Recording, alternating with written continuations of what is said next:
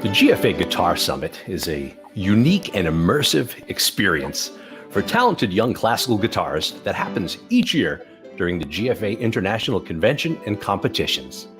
During the summit, students work in small group settings with international artists and form lifetime memories and bonds that last throughout the years. My name is Chuck Houlihan. I'm the director of the GFA Guitar Summit, and I'd like to introduce you to our staff. Hey everybody, I'm Brian Cross. Hi, I'm Erin Young. And my name is Connor Wilson. Well, the chance to work with these artists in a small group settings is a really unique part of Guitar Summit. We've found that the connections and the community that we build is truly the heart of the event. The guitarists that come to Summit every year are truly talented. So this year we decided in challenging times like these, we'd try to embrace some creative solutions for staying connected. And in the spirit of that, we reached out to past Summiteers to let us know what guitar has meant to them over the last few months, what's something they've enjoyed about Guitar Summit, and of course sending us off with their favorite guitar riff. Let's take a look. Hi, I'm Beckett Jerome from Cincinnati, Ohio. Hello, my name is Patty, and I'm from Miami, Florida. My name is Isaac Brodkin. Hi, my name is Noah.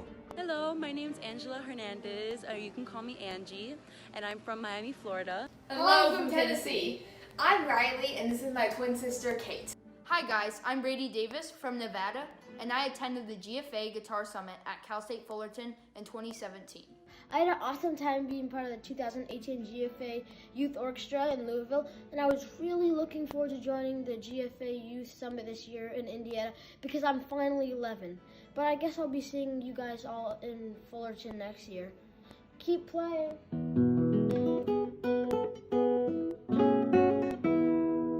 See you soon. I have attended the Louisville and Miami Guitar Summit, and I look forward to learning music, listening to great guitarists, just interactions. It's always a great experience. And shout out to GFA Guitar Summit.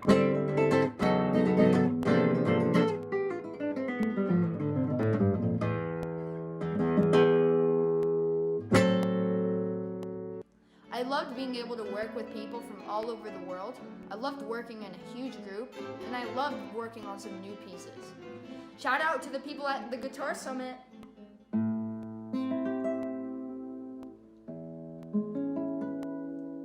I attended GFA in 2017 at Fullerton.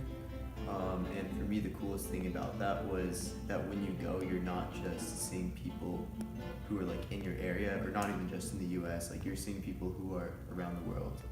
So shout out to GFA and shout out to Chuck too.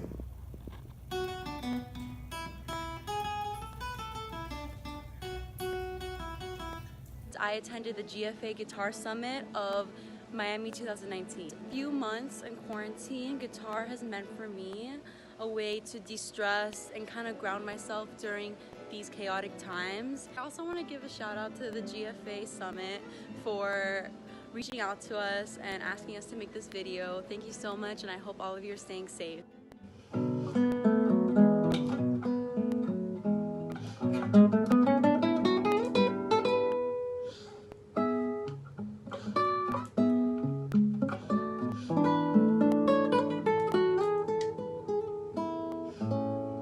I attended the GFA Guitar Summit in 2019 in Miami, Florida. And guitar has always meant a lot to me. It's been a way of expressing emotion and helping others express their emotions as well. I want to shout out to the Guitar Summit. Amazing experience. I loved it.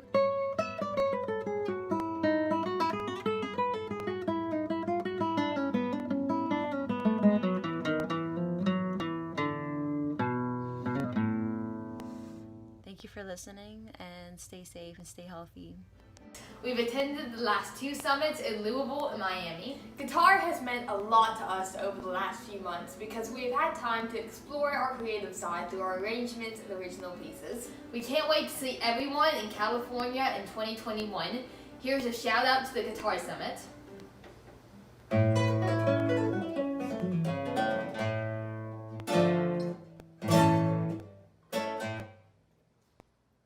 Summiteers, it was wonderful to hear from you and your talents again. A special thanks to Erin Young for all her work putting this together. And thank you to our president, Martha Masters, for her continued support and leadership during this. Thank you to our executive producer of virtual productions this year for the GFA, Ryan Ayers. And finally, thanks to our artistic director, Brian Head. From the Summit crew to you, stay safe, stay connected.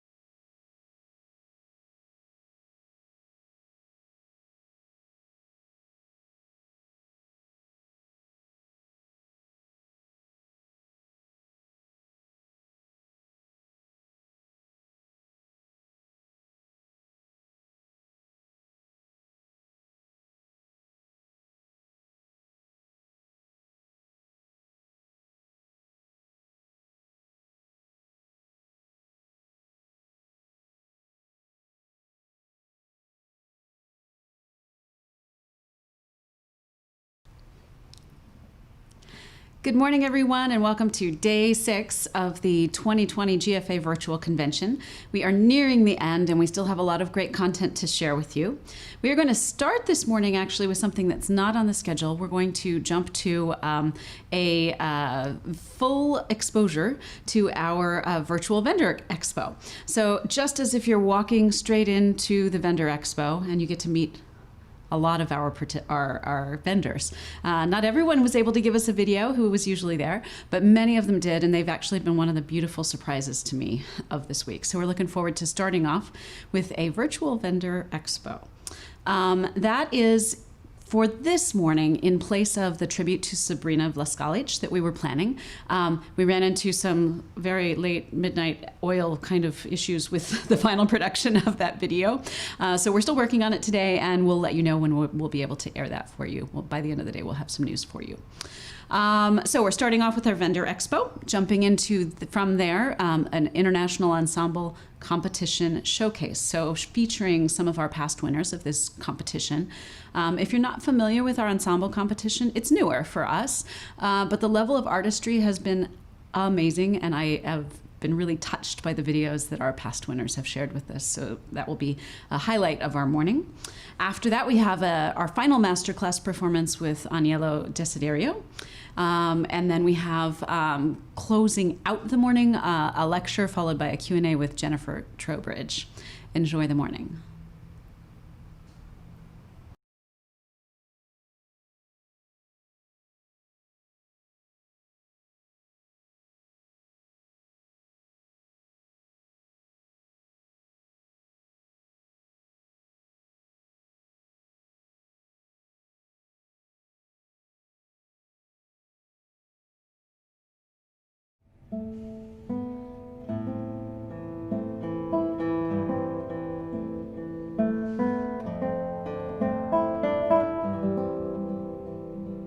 Bueno, con esta guitarra tuve el honor de tocar en el Palau de la Música en el 50 aniversario de Manufacturas Alhambra, y es la guitarra de siricote, el modelo aniversario.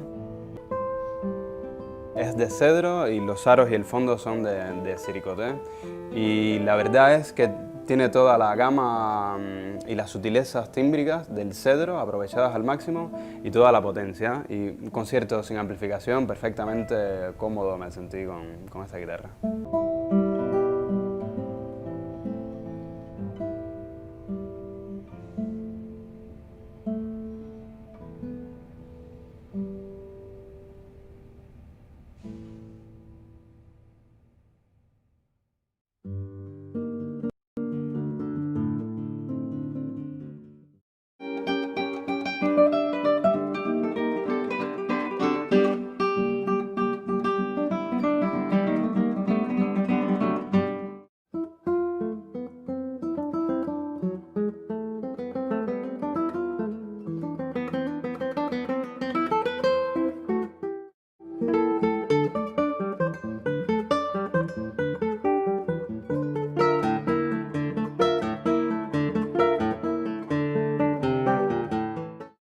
The sound I found very charming. Vibrato is very easy to make, and it Yeah, sounds definitely. actually very good. I think Imperial was my favorite one because it has really good projection, but mostly it just suits my guitar best. I fell in love with Regal strings, and I use them on my guitar. For live use, I think it's amazing. Hi, my name is Yoshia DeYoung. Welcome to my workshop.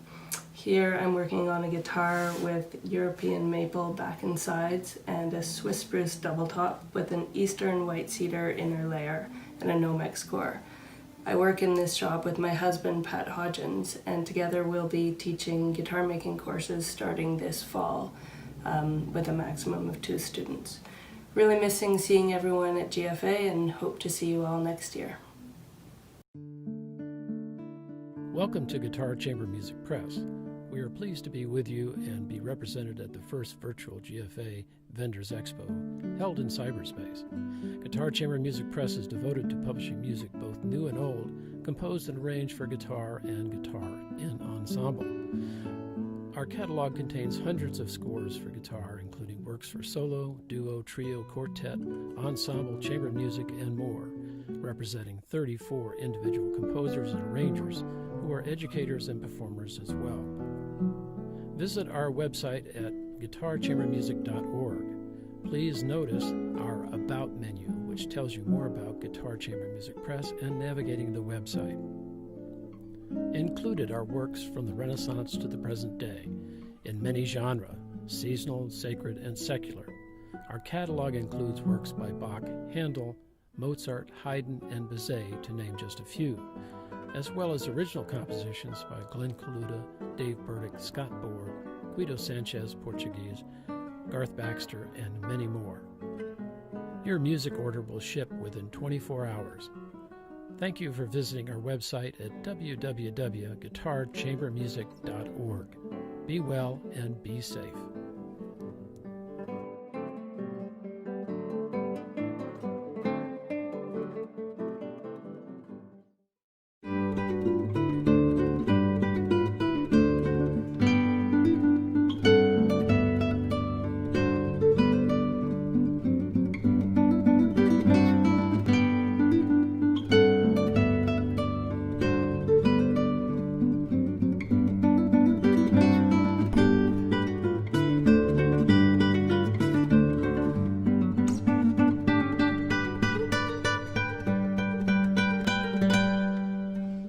Hi, I'm John for Strings by Mail, and I'm here to talk to you about those times when you may not be inspired enough to pick up the instrument for the usual reason of practicing to become a better player.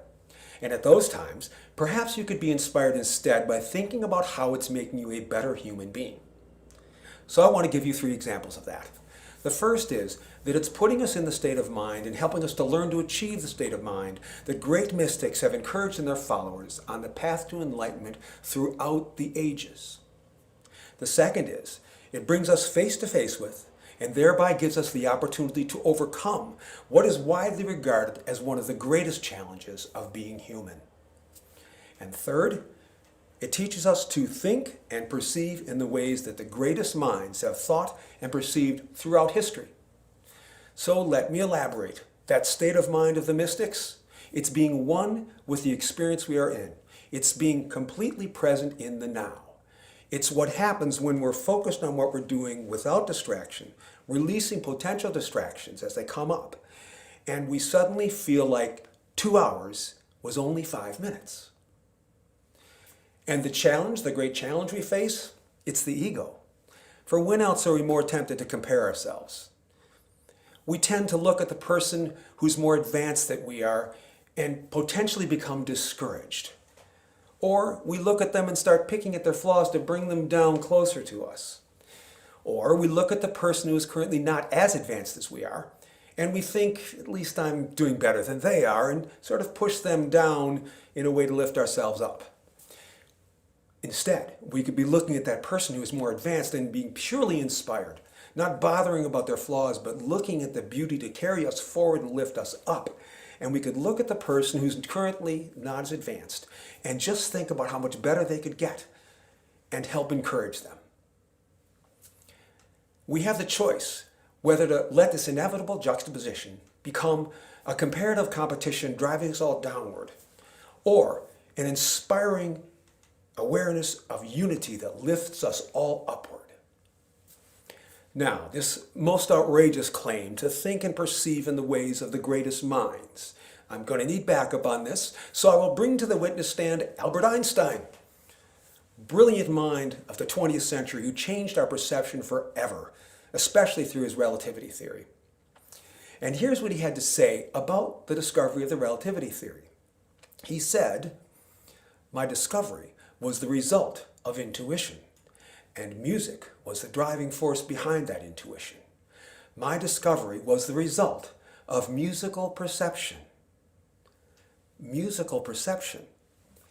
He's not talking about making our hands work better. He's not talking about memorizing a great piece of music.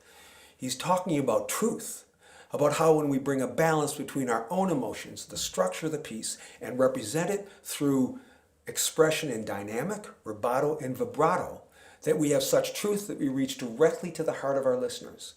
Much as he had to balance the forces he was picturing in his mind and his being of physics in a way that was musical enough for it to be true.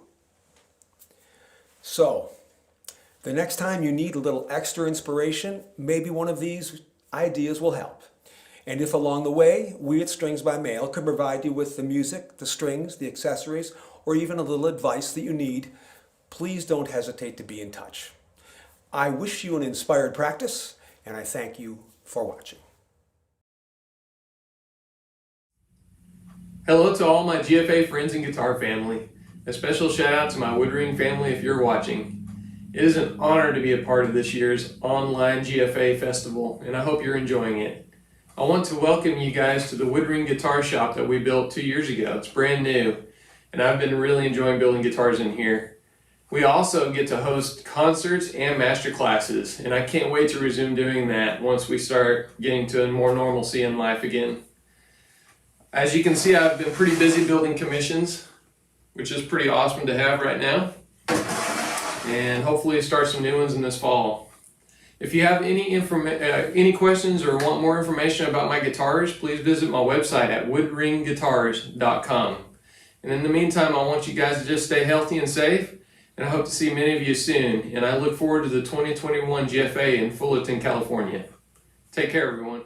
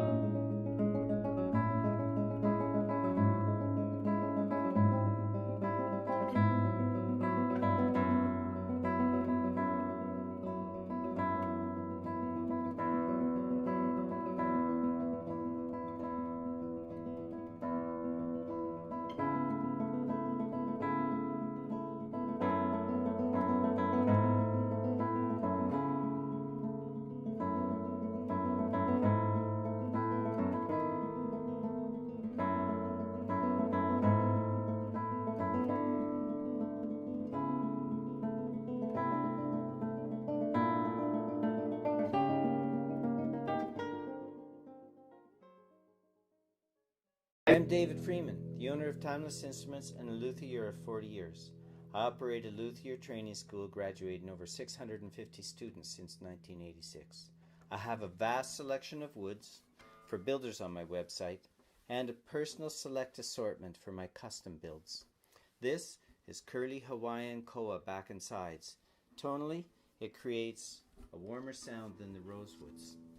The top is a Master Engelmann spruce with a jacaranda rosewood bridge and an ebony fingerboard. There's a bone nut and saddle, all trimmed with curly maple binding. The neck is Spanish cedar and the finish a French polish. The treble side is narrower to facilitate the smaller treble sound waves. The bass side deeper for the larger bass sound waves. This creates a separation in the sound waves that couples with the separation of the fan bracing system inside. The top is rolled over for an armrest so that the player doesn't feel that extra space. It is very comfortable, functional, and aesthetically appealing. The wedge opens up space for the midsection, resulting in a balanced response from the low bass through the middle to the high treble. There is a side port with a sliding door. This allows you to change the fundamental of the body, affecting the tone for a unidirectional projection, or open it for an omnidirectional projection. You could use it for stereo miking, or simply as a monitor in an ensemble. This is the side port closed. This is it half open. And this is it fully open. The difference is noticeable. The evolution of this model includes a 24 fret cutaway style so that you can access that. The sound hole is moved over so that it doesn't get in the way of the 24 frets. I am a custom builder. I work with the player to create an instrument that is responsive to the individual. If you're interested in playing some of my instruments, contact me through the website and we'll discuss the best options. Enjoy the virtual GFA 2020 convention. Thank you.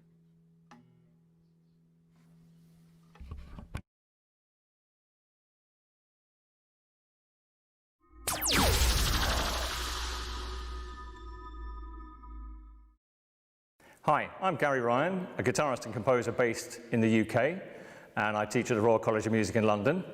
I've been the proud owner of a Wiseman guitar case for just over a year. It's incredibly strong, made of solid carbon fibre, incredibly light to carry around, and the two-tone colour is designed so that the white on the top reflects the heat away from the instrument to try and keep it nice and cool.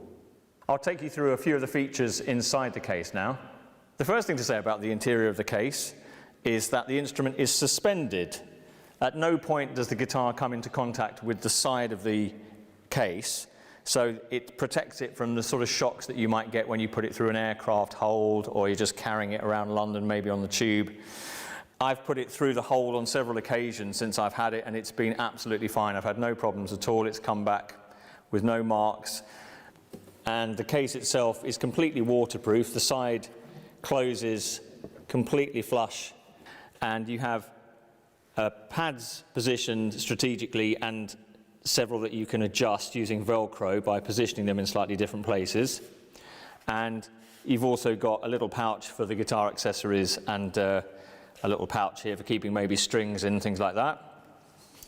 And it's extremely easy to shut. It just has magnetic clips, one on the side, one here, one down the far end, and on the side we have a Velcro strap for extra security, just in case you forget to put the catches down. This will hold the guitar case closed. I'd be very happy to recommend a Wiseman case to anybody who's looking for a really strong, great looking guitar case that's light and easy to carry around.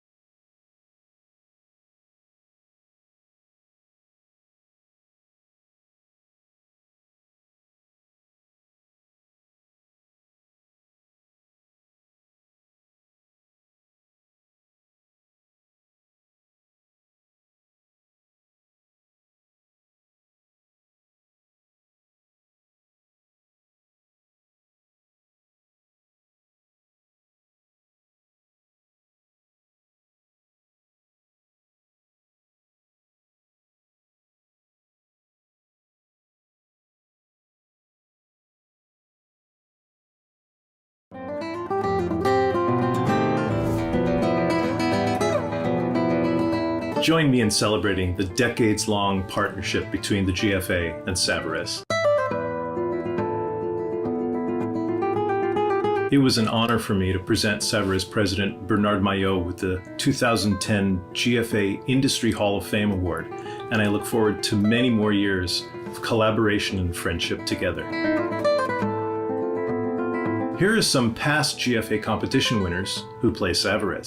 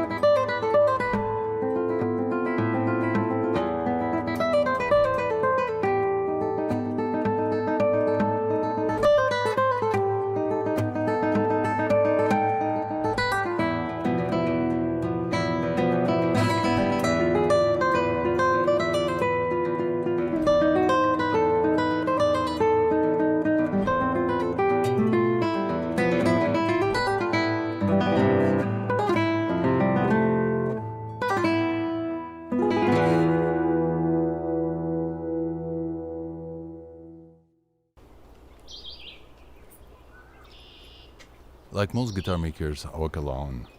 That's why convention like GFA are important to me. I always look forward to get together with old friends. Visiting city, seeing concerts. It was the highlight of the year. Not this year. We all know why. Instead, I found beauty in my immediate surroundings. I started experimenting guitar making almost 40 years ago. I quickly narrowed it down to classical guitars. I love the richness of its tone, its repertoire, and mostly the people. After years of listening to classical guitar, I developed a strong opinion on how my guitar should sound like. I make every effort necessary to achieve that sound. The sound I want comes through both design and wood, especially the soundboard. Whenever possible, I travel to the supplier warehouse to hand select the wood of these tops. I measure density on site. Once at the shop, I measure stiffness, damping, and keep a database. This database allows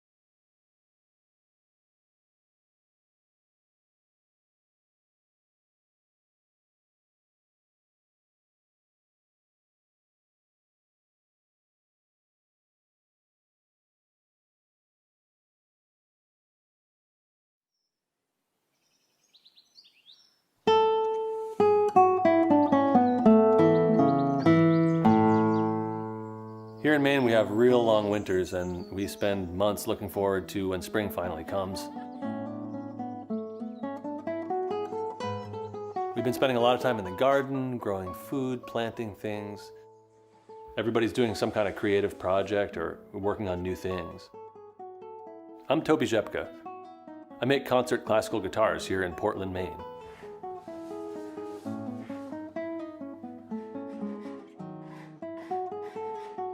I use a lot of instinct in my guitar making, and obviously listen to my ear, but I also do a lot of scientific testing and data gathering. I'm looking for power and projection, clarity in terms of harmony and chord, articulation and tone color. I'm looking for resonance. I want to feel that cathedral-like sound.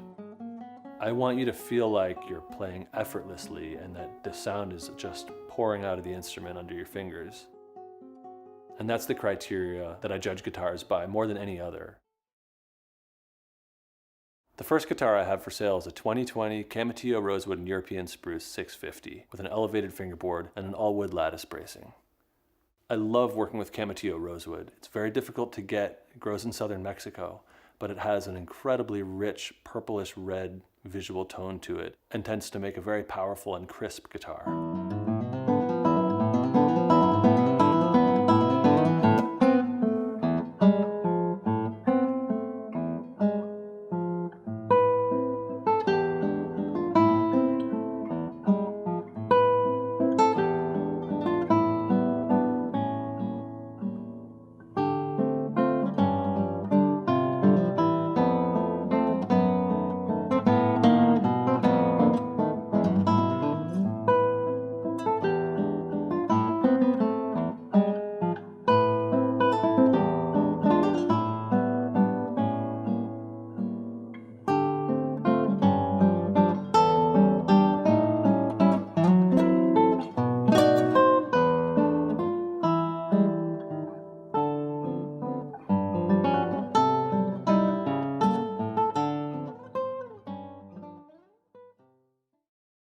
The next guitar I have for sale is a 2020 Quilted Maple and European Spruce X-Brace guitar, also 650 millimeters, with an elevated fingerboard. The Quilted Maple is framed by African Blackwood. This guitar has a very refined sound, sort of lute-like quality to the trebles that I love.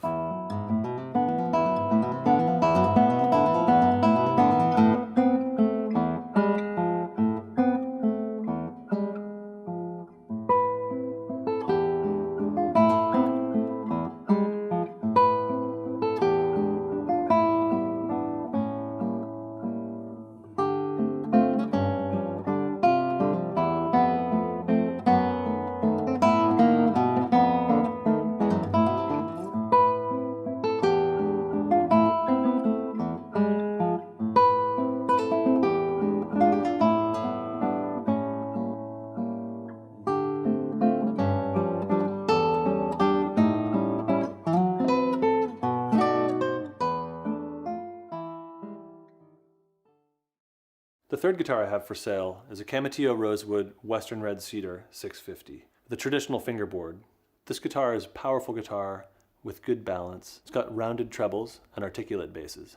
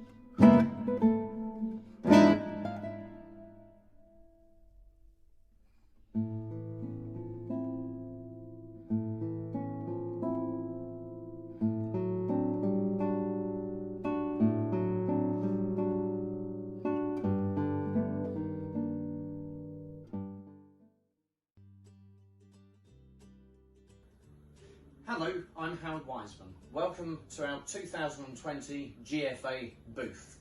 We're here to show you a fantastic, very light, very strong carbon fibre guitar case. And we had the pleasure of launching this last year at the GFA in Miami.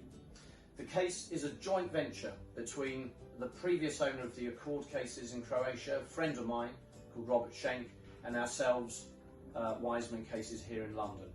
We've got a fantastic offer for you as GFA members, 33% off as an introduction and a help for purchasing one of these lovely cases at this point. Why should you buy one of these cases? Why should you take advantage of this fantastic offer? Well, keep listening and we'll explain exactly why.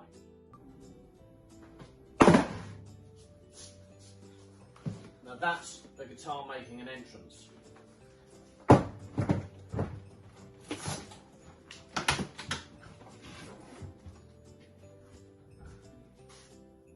Just as it should be. So, why wasn't I worried? This case has everything it needs to protect the instrument. A hard, crush-resistant shell. The shell is incredibly light at only 4.5 pounds. So that reduces the inertia in any accident or fall, as well as saving your back, of course. You also need fantastic internal suspension of an instrument. This has padding above supporting the instrument and below supporting the instrument, all adjustable to any size guitar that you may have. This case also has an interlocking lid to the base. It goes into a groove all the way around with fantastic lightweight magnetic locks and also a Velcro strap for added security. The other feature on this case for comfort is that we've mounted the straps from 2 separate points so that it doesn't pinch on your neck, and you also have a lovely leather padded handle here. Do take advantage of our fantastic 33% offer and invest in a Wiseman case.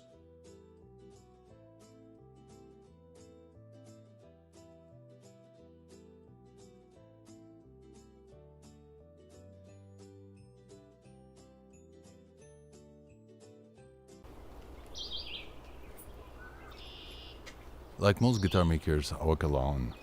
That's why convention like GFA are important to me. I always look forward to get together with old friends. Visiting city, seeing concerts. It was the highlight of the year. Not this year. We all know why. Instead, I found beauty in my immediate surroundings. I started experimenting guitar making almost 40 years ago. I quickly narrowed it down to classical guitars. I love the richness of its tone, its repertoire, and mostly the people. After years of listening to classical guitar, I developed a strong opinion on how my guitar should sound like. I make every effort necessary to achieve that sound. The sound I want comes through both design and wood, especially the soundboard. Whenever possible, I travel to the supplier warehouse to hand select the wood of these tops. I measure density on site. Once at the shop, I measure stiffness, damping, and keep a database. This database allows me to evaluate the quality of my wood and also brush aside many myths about both wood species and guitar making in general. I measure constantly what I built. This allows me to better understand and hear the effects of the choices I've made. Obviously, guitar making is still art.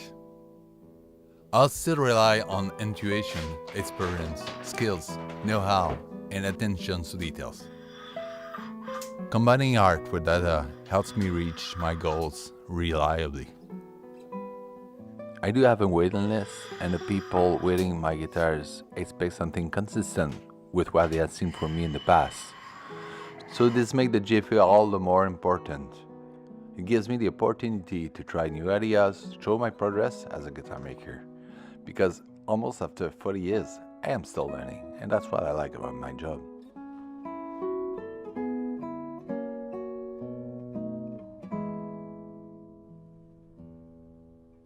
I will not be there in 2021, but hopefully I'll see you in 2022.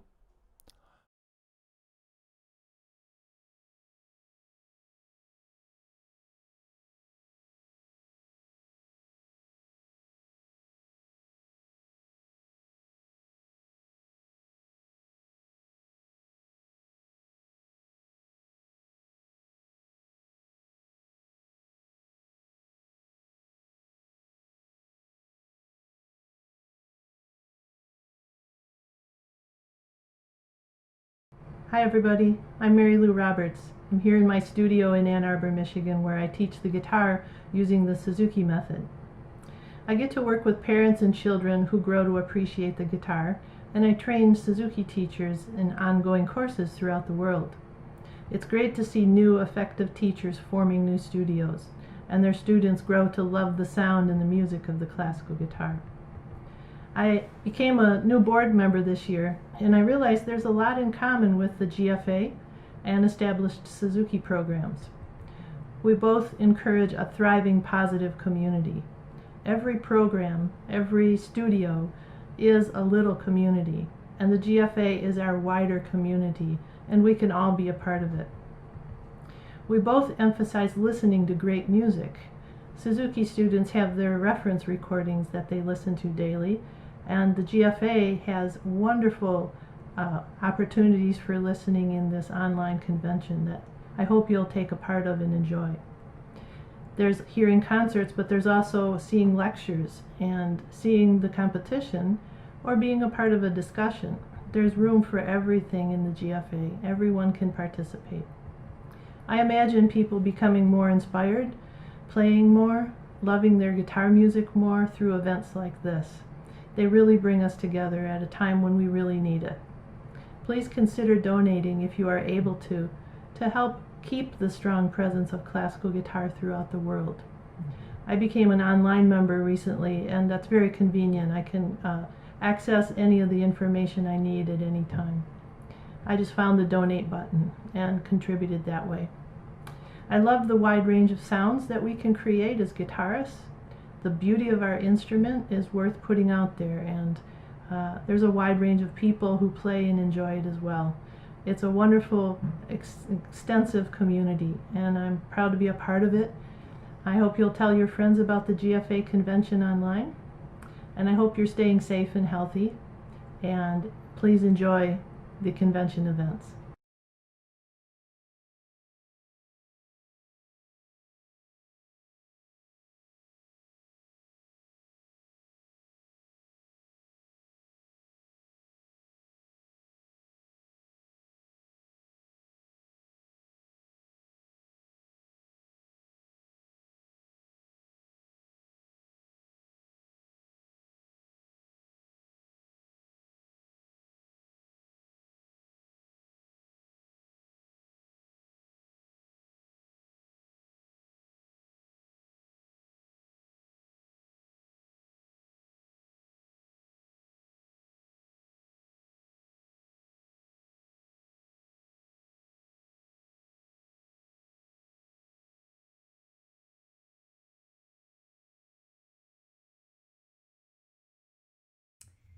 Hi there, my name is Teresa Hayward, and I am the tour director for the Guitar Foundation of America.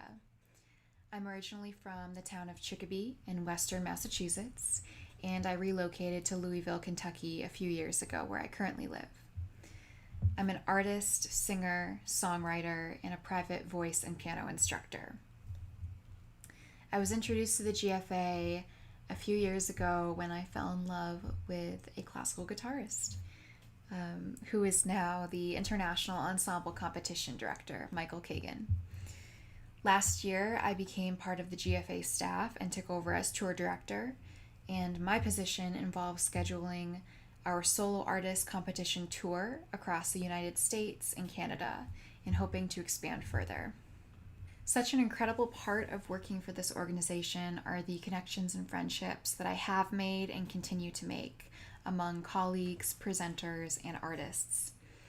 I had the absolute honor this year to work with our 2018 Solo Artist Competition winner, Rafael Foyatra.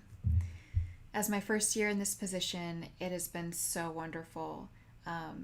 It's also been challenging because the global pandemic affected Rafael's tour, ending it much earlier than anticipated. So it was heartbreaking to see that happen to a friend and a truly incredible individual. Some of you watching may have been able to attend his concerts, but many of you have not had the opportunity to see him and hear him play. So I encourage you to please support his music in any way that you can. Each year, my colleagues put so much time, care, and creativity into cultivating our annual GFA convention. And though we can't come together in person this year, we are bringing our convention to the world virtually, where we can reach more people than ever before. If you're watching and tuning in to this amazing convention, please consider becoming a member of the GFA or donating to our organization. So much love and commitment to sharing music has gone into this, and it is completely free, which is a beautiful thing. But artists and art organizations really need some love and support right now. I hope you enjoy and take part in the virtual events, coming together as a global community. As artists and musicians, we feel things very deeply. And with the tragedy happening in our world, our nation, my city of Louisville, there are so many lives lost to the pandemic, so many artists and people out of work, and the truly devastating racial injustices and inequalities happening every single day. I'm hoping the music that you hear can help us to feel our emotions deeply and empathetically, heal together, and work together. I'm grateful to be a part of this and to greet you all. Thank you for being a part of this and for watching. I'm wishing you light, love, and safety. Peace.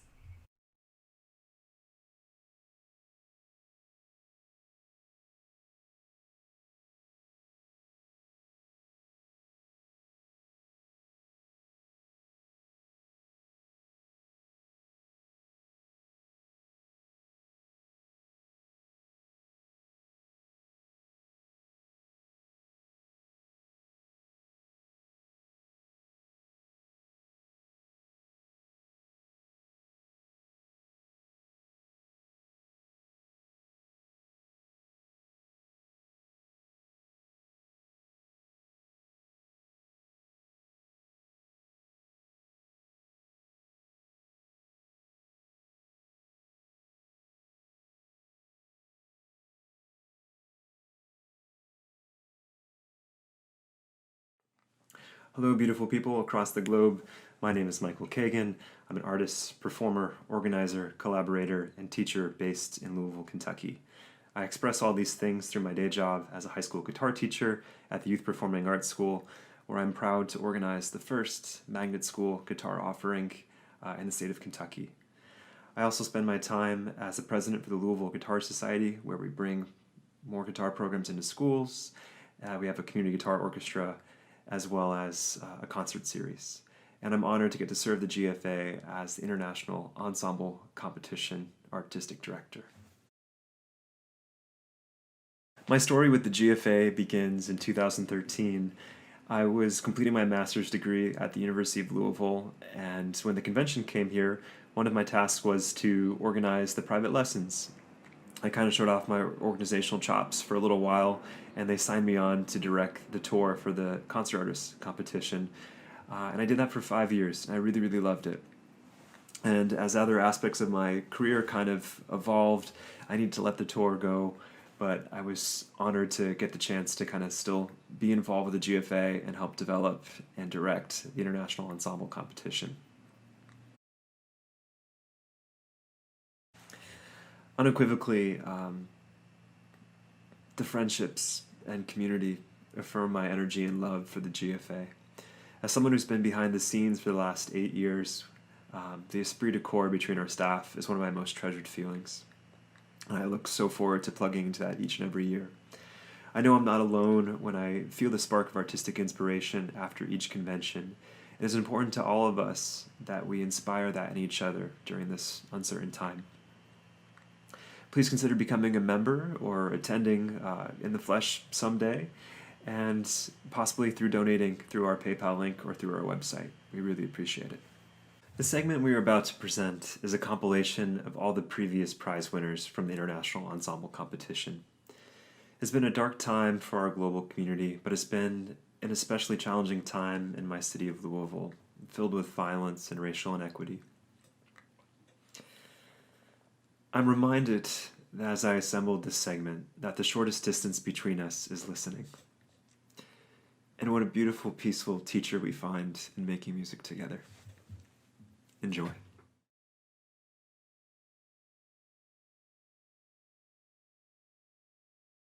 Ladies and gentlemen, viewers and listeners of GFA Virtual Conference, hello and welcome to this online journey with Tritonus Guitar Trio.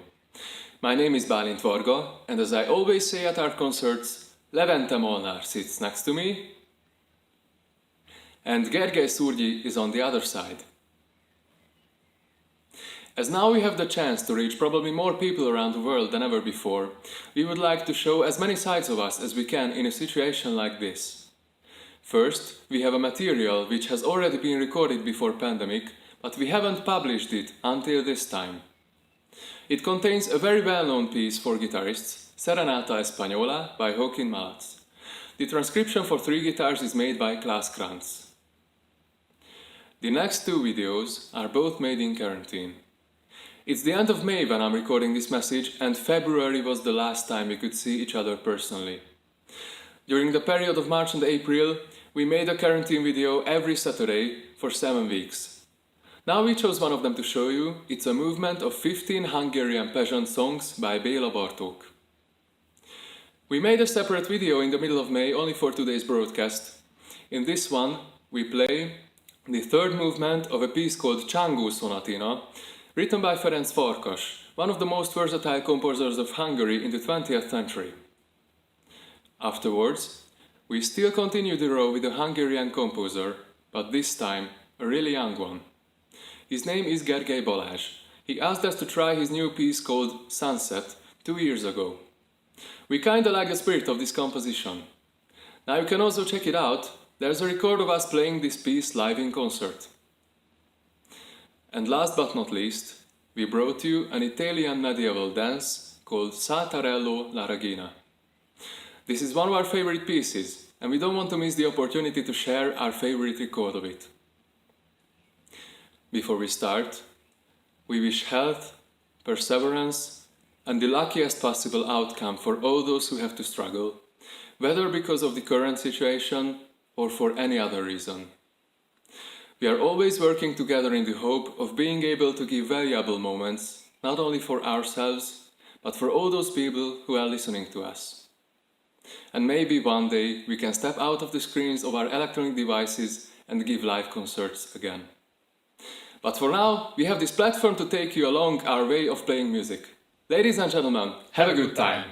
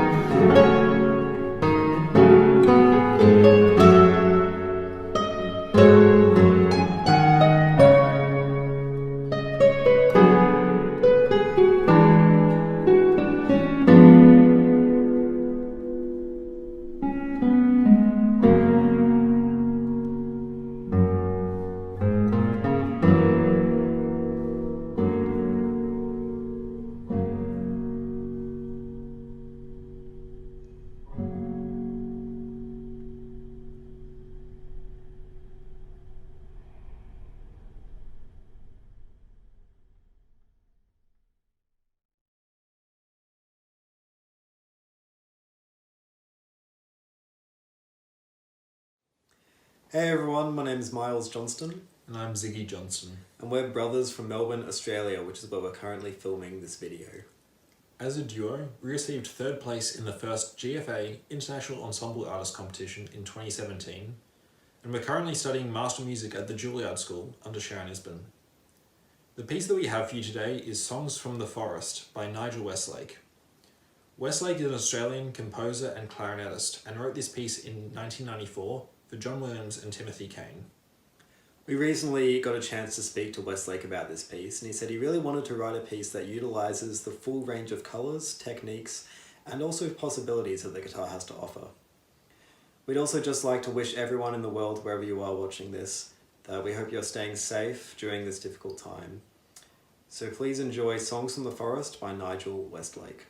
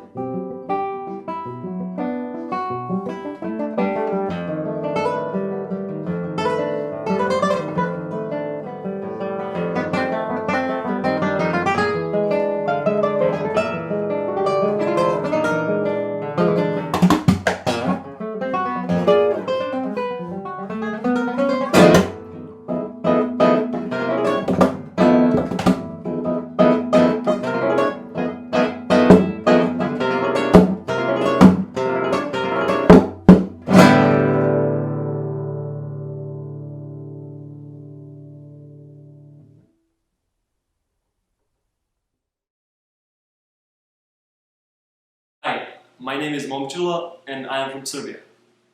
2 years ago, my friend Filip and I, who played as Belgrade Guitar Duo, were prize winners at the Guitar Foundation of America's Ensemble competition. We are extremely happy to be part in the 2020 GFA Virtual Convention. Hi everyone, greetings from Serbia. I'm Filip Živanović from Belgrade Guitar Duo. First of all, I'd like to thank everyone at GFA for inviting us to participate in this year's online convention. Whenever we get a chance, Momčilo and I try to promote new music for classical guitar as well as support young artists. The video you'll be watching is featuring a very talented composer from Serbia, Damjan Jovicin, and his piece Guitar Duo 27. Stay home, stay safe, and enjoy.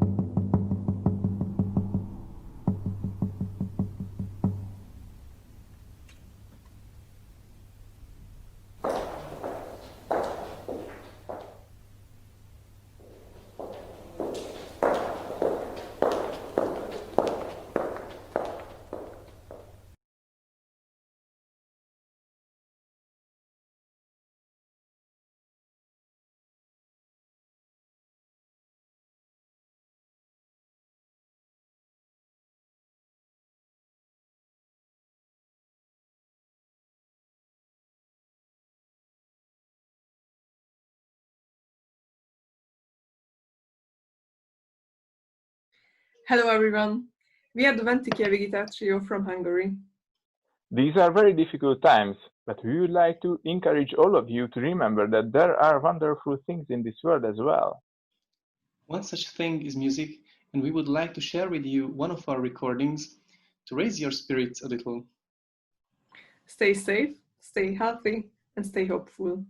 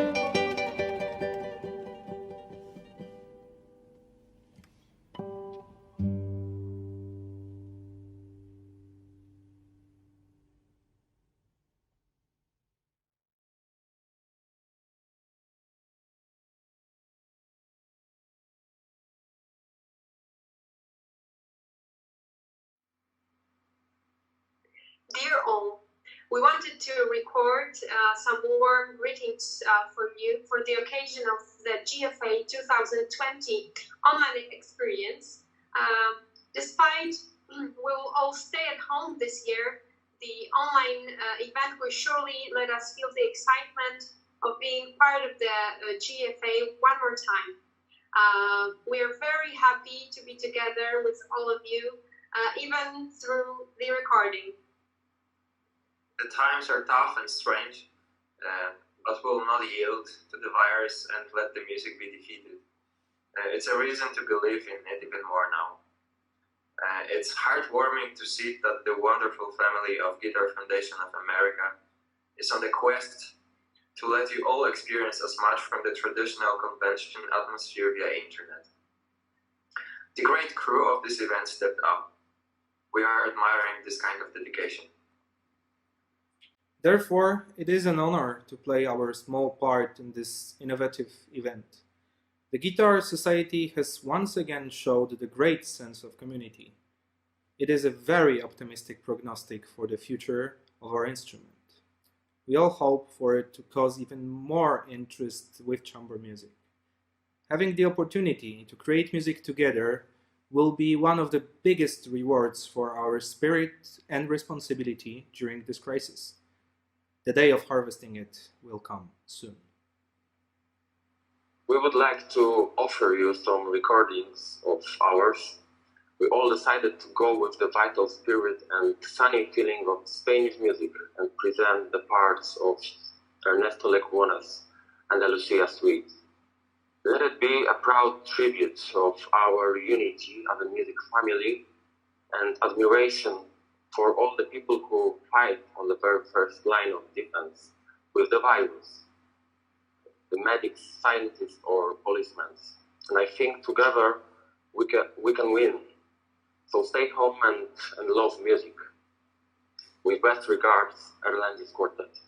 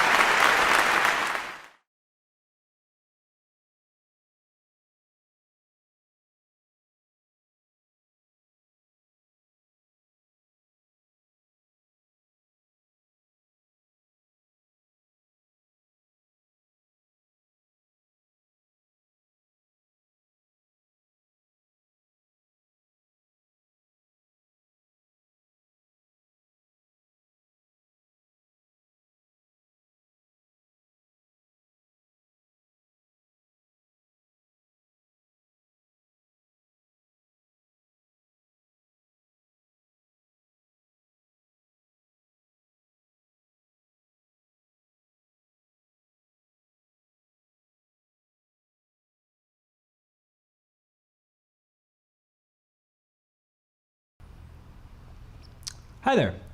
My name is Brian Geary. I currently live in Southern California, and I am the convention manager for the Guitar Foundation of America. My name is Brian Geary. We're going to take a brief pause very quickly. Well, we're going to pause. Nice. Now, as I was saying, I'm the convention manager for the Guitar Foundation of America.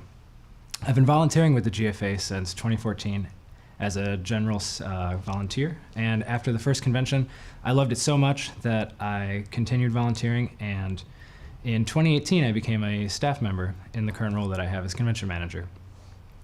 One of the reasons why I chose to work for the GFA is I firmly believe in their mission of promoting the classical guitar to a large international audience and trying to affect and promote change within our guitar community. And I feel like I get to play a role in that as my position of convention manager. In my role, there's a lot that I do over the course of a year. You know, I work with other GFA staff members, I work with our artists, our lecturers, our local hosts, the volunteers, and we all work together to curate this giant event that happens every June. There's a lot of planning. We start about probably over a year and a half. It's about 2 years before one of these events that actually, comes to life. There's a lot of planning, it's a lot of stress, but, every June we get together, and one of the things that really inspires me is the fact that, to me, it feels like a giant guitar family reunion every year. There's so many people who come from all corners of the globe, and I really only get to see them once a year. And, as stressful as it can be, I know that I get to see all these people, and it really gives me the energy to keep going. And that's one of the things that made the fact that we had to move to online this year so difficult, is I knew that I wasn't going to get to see everybody's faces, and I wasn't going to get to hang out with people in a concert hall or, post-concert or in the vendor expo. And, but we still wanted to bring this event to you in some way, shape, or form. And we decided to try and create this big online event that you've been seeing all week. And we decided to make it a free event because we wanted to make sure that everyone, no matter where you were, could still engage in some way, shape, or form. And one of the reasons why I'm here today is to ask you to consider either donating or becoming a member of the GFA. Now, one of the things that's really great about membership is you get quite a lot of perks out of it, to be quite honest. There are a lot of discounts that you get at some of the biggest classical guitar vendors and companies. And I guarantee that you spend money at those throughout the year, and you'll get discounts by being a member. You also, got a little prop here, you also get our quarterly journal soundboard. And this is fantastic. It's one of my favorite things I get in the mail every couple months. There is sheet music in here, there's articles, there's CD reviews, there's so much great stuff. And so much work goes into bringing this to you. So please consider donating or becoming a member. We're working really hard to bring this to you live this whole week, and we would really appreciate it. So without further ado, we're going to move on to the next event, but I hope that you consider donating or becoming a member, and I hope that I get to see you in person at a future convention. Thanks.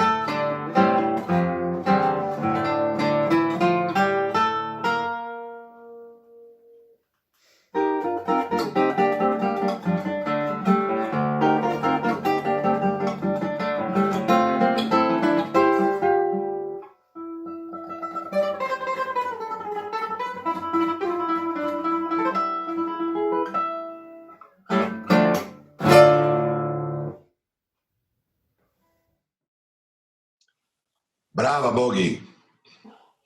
Thank you. Great. So, since when you play this piece? Since October. Sorry? Since October. Since October. And who is your teacher? Was Dea Kavanagh until actually in last semester I had no teacher, unfortunately, and now Goran Krivokapic. Ah, I see. Great. Congratulations. This is a very difficult piece and you did it very well. So, Bogi, first of all, I would like to say one general things and then we go into the details. Hope to have the time to tell you almost everything. So, it's very important when we are playing one long section of any kind of piece that inside of the same section, the rhythm should and must be the same one. Even if we breathe with some kind of accelerando or ritenuto, then we should always back on the tempo of that section. We cannot start one section, for example, fast, and then slow and slow we go down with the tempo. And we can do between different sections, but not on the same one. I will tell you where you did it that. But let's go step by step. Okay. Do you have the score in front of you? Yep, I have it here. Okay. So, Bogi, on the third bar of the first line, on the beginning, normally when we have more accords close between them, for example, so you play this one and then this one. So first of all, the first one, which is the ritardo, should be always stronger than the solution. And this is the solution. And second, it's always better to choose one of the accord, the most interesting one, and we play with the arpeggiato, and then the other one together. Because the arpeggiato is an effect on the guitar. If we use, we can, but we lose the effect of that accord. So it's always better to choose one of them, the most interesting one, and to put with arpeggiato on this one, and then together the other one. So forte, more piano, arpeggiato, together. Right? Sorry? Is that clear what I said? Yeah, I just wanted to write in the pencil fold. Okay. Now, at the end of the third line, when Tedesco write forte and deciso, which start this section. Okay. This section, the articulation should be a little bit more clear. So not long accord, like, but more articolato. You come after, and then articulation.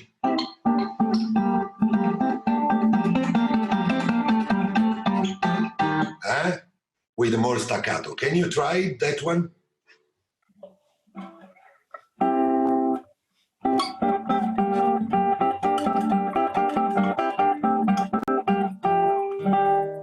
Okay, great. Now the articulation is good. But there is one more very important thing, Bogi. Whenever we play tonal music and we want to make accelerando or rallentando, this should be always really gradual. You did it something like that. And then already speed up, like, this is a contrast with ritmo, which in the tonal music is better to not do it. So slow and slow, we go into the accelerando, which is, and then.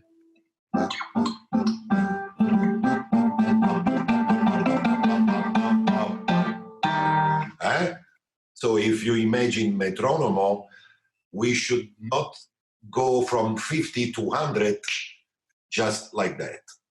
It's better if slow and slow, gradually, we go into the faster. 50, 60, 70, 80, 90. Can you try?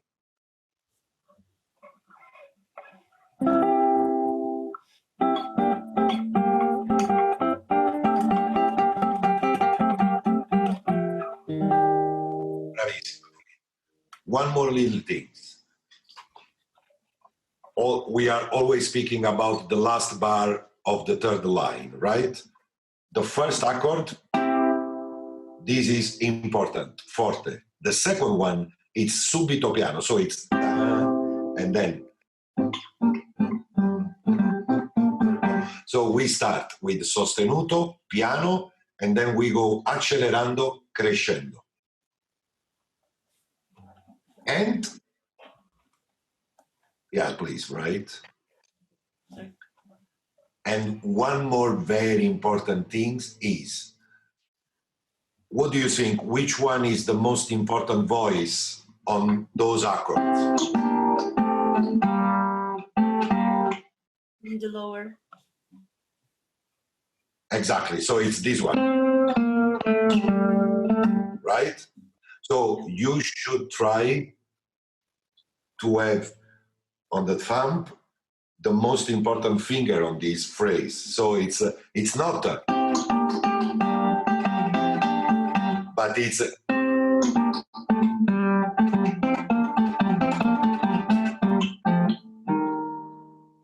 okay. So try to push on the lowest nota. Can you try?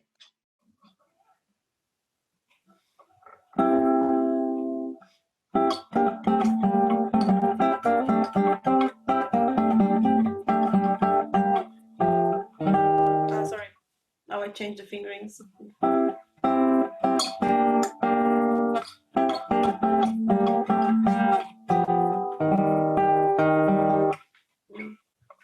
Yeah, don't worry. You're going to have time to practice, but remember what is important, okay? Yeah. All right. Now, let's go to the second page on the fourth line. When we have this. Okay, yeah, I know it's difficult, this one.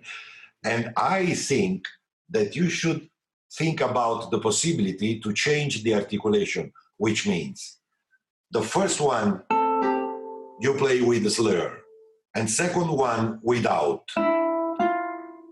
And then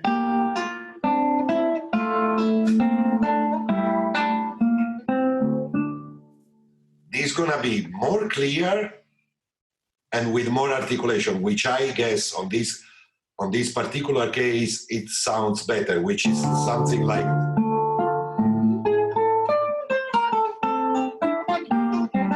Sorry, I don't know.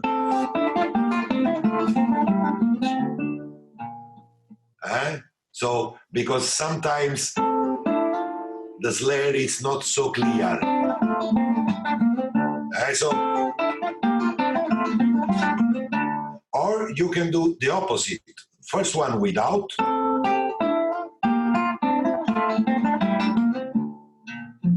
It's up to you which one you like more. So the first two play and the third and fourth with the snare, or the opposite. This gonna help a lot to you, so it's good for the player, and also the clear of the line, gonna be very nice.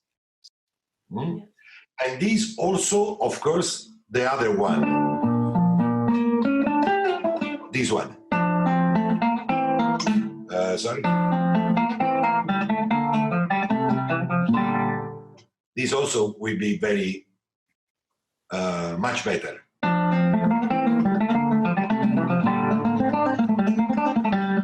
This is gonna be really clear with this articulation and much easier because also the snares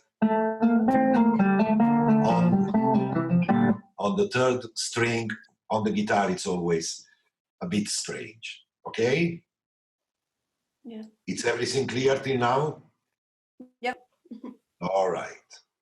Yeah, I like it already. Yeah. I think I will do this lesson first. Yeah. Yeah, remember, you decide if you want to snare on the first one, and then you play, or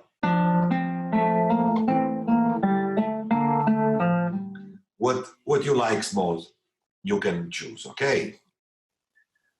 Now, scala più veloce, stesso ritmo. I wrote something, okay, here.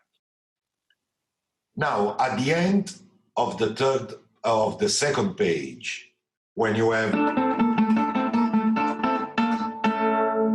now, this is meno mosso, so it's slower right there, but don't lose the articulation of the point. When you have 1/8.116, try to imagine that it's like a double point, like, don't do it. Yeah. Always with character. And also, only the last one, this one, because it's the last one before the scale. So the first two, like double point, the last one, softer.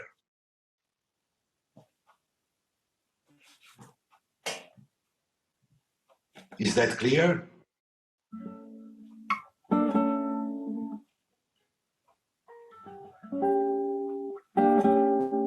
Yes.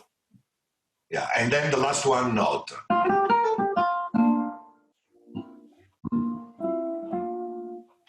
Esatto. Okay. Yeah, okay. Boggy, of course. I'm speaking a lot because we try to use our time in the best way. But whenever you have some question, please just stop me and ask me whatever you want. Okay. All right. Now,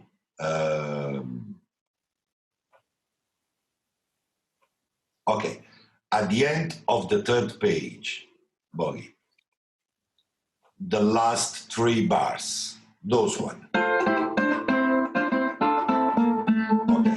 First of all, let's try to remember always that the voice, the most important voice, is the lowest one. So let's try to not do, but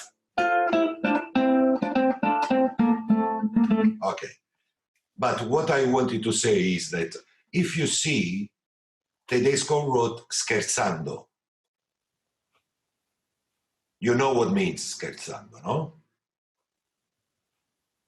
I hope so. English.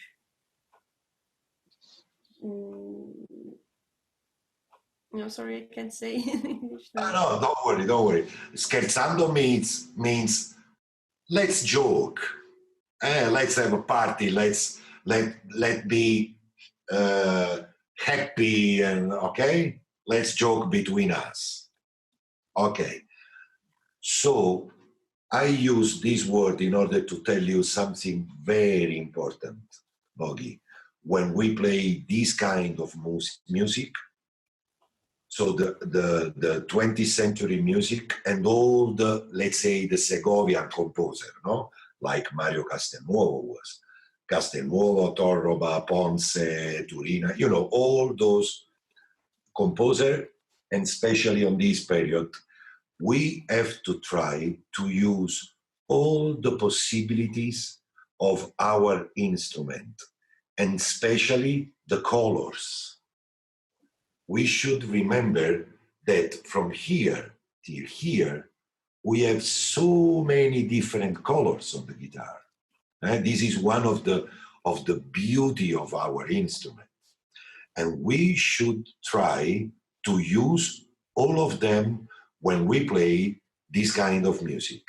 So scherzando and also grazioso, no? Nice. No, he writes scherzando and grazioso.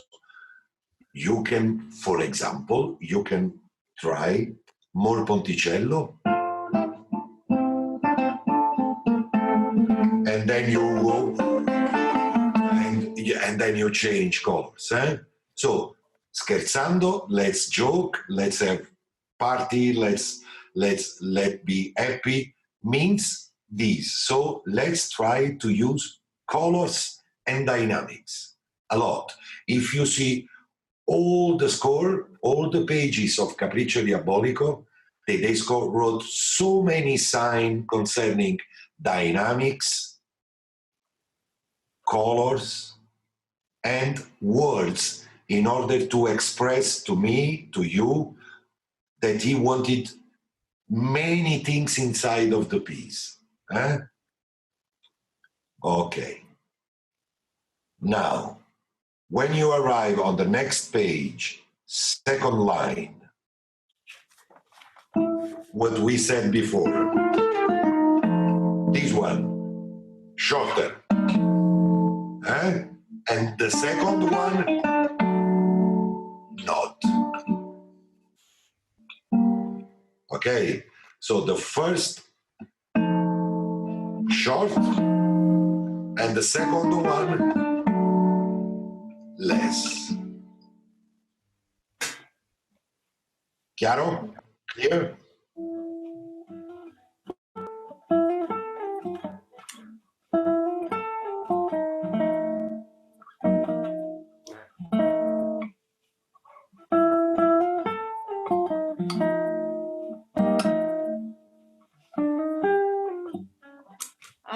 Sorry. Don't worry, don't worry.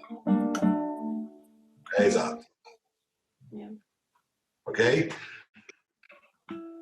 So, to the next. When you arrive here, you can stop on this accord, but then this one.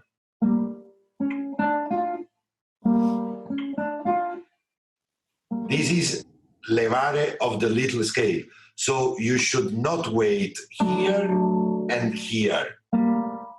And then, no, it's the phrase is, and now.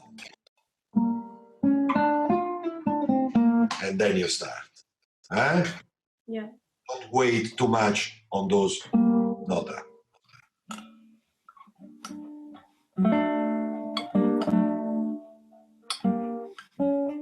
Yes. Esatto. Now, this scala. Okay. You know, Tedesco write precipitando, which means accelerando. Let's say accelerando. So you should not stop the accelerando while you are playing the scale. You should not do it this.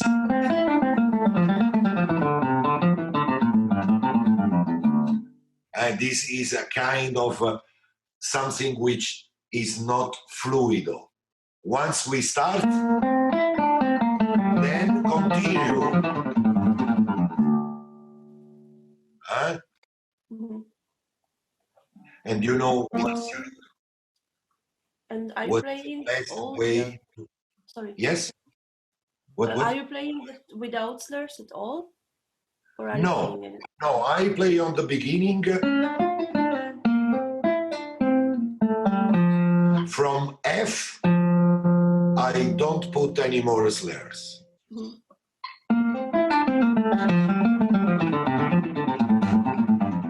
Because I have those notas.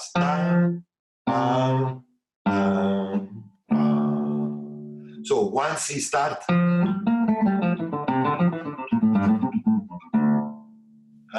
from this F, which is the third line on the third quarter, so the first quarter, it's okay. Second, it's okay. And now,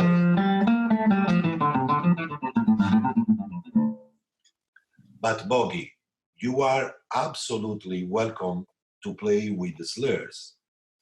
It's just a kind of you like more or you like less with slur or without. It's just up to you.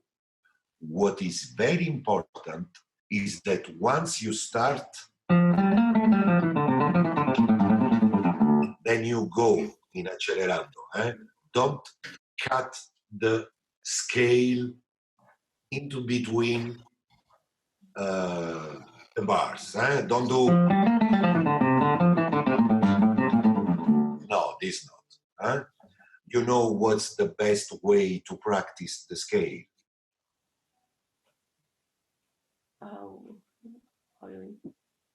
The best way is to practice very slow, in tempo, with different kind of rhythmical stuff, which means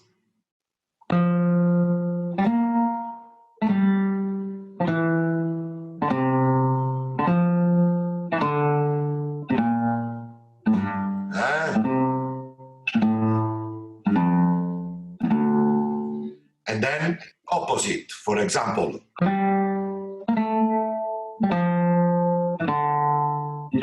Okay. And then any kind of rhythmical stuff is okay. For example,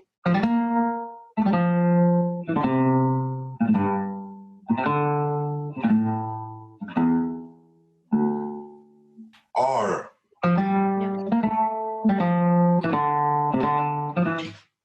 any kind. Important is to practice very slow and in tempo. Because let's remember, Boggy, the technique is not here. Here it's nature. Here it's the talent. The technique is here. Because technique means control. And the control, it's only from our brain, right? So in order to understand what I have to do, I should play only slow and to feel each movement which my fingers must do on that moment. So don't try to study like, no, I repeat. No, maybe I cheat. No. Just take the problem from the score, put in front of you, decide the fingering of left and right hands, and then metronomo, tac, tac, lento, and feel each movement of the fingers. Because the fingers are like children. So we should educate them. We must tell them what to do. Okay? All right. Now, is the first time from the beginning that Tedesco write ritmico, vivace and ritmico, after the scale. Now, okay, this section, vivace and ritmico, it's the first time which Tedesco write ritmico, which means in tempo. So once you start here, then bogey, all this section is in tempo.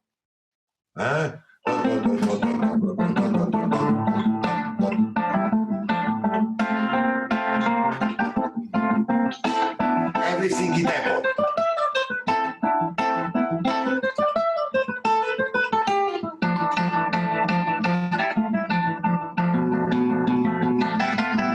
Till now. Okay. So don't go faster and then slower and then faster. No. This section in tempo. And it's in tempo, but with many different kind of dynamics and colors. So maybe, sorry.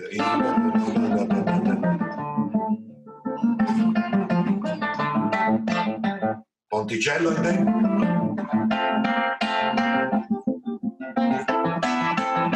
Crescendo, diminuendo.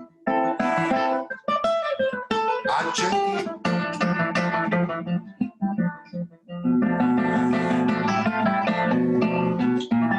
Okay, and then we are right there. Okay, very, very important, Bogey. This is what we said before. So, tempo, but with a lot of colors and a lot of dynamics. All right.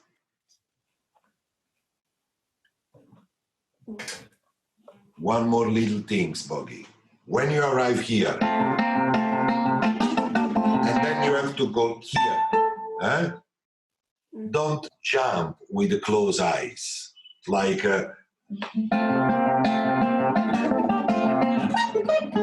no. Take your time. Don't worry. It's like so arrive there, look, and then boom. Don't jump and let's have lucky to get the nota. So it's a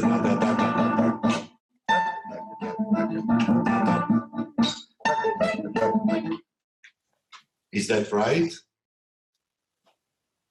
Yeah. Is clear? Very good. Let's go a little bit faster. Bogey. Now, this section.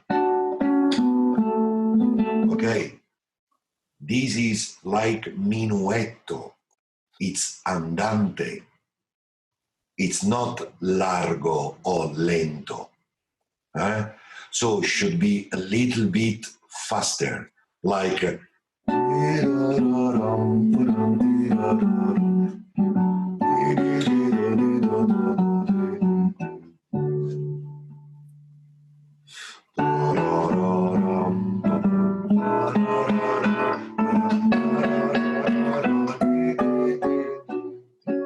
rallentato.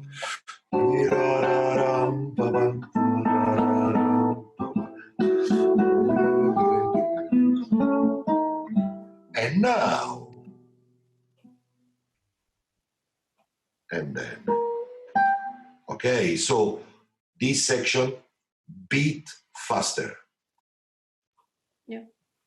Okay. One more important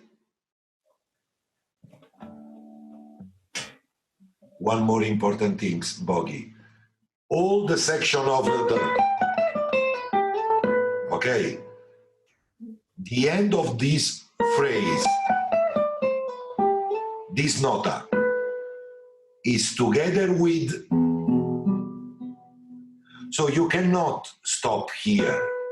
You should stop now, and then, sorry. Okay, so the phrase and after, so it's not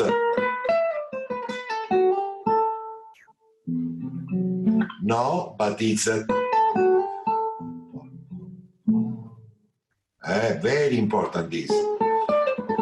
Okay, again, also when we have the other section.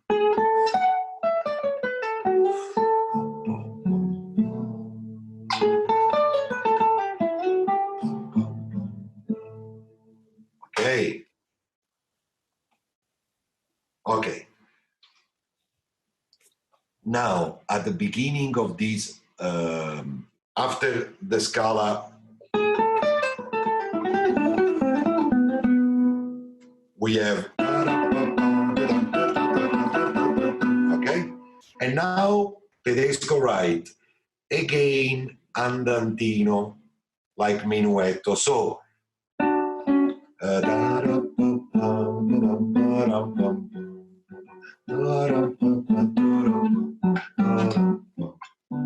okay, so this section is not too slow. Yeah. And the breathing of the section is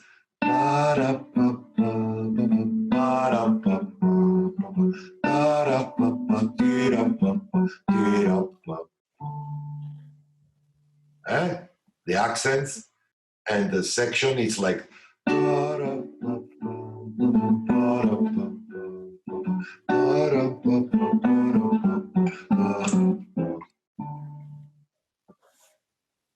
it's clear? Yeah. Any question? No, for this section. All right. I think it's clear. So I continue, and personally, Bogi, the section of the tremolo, you played in the right tempo, brava, but I guess that should be a little bit slower. Really?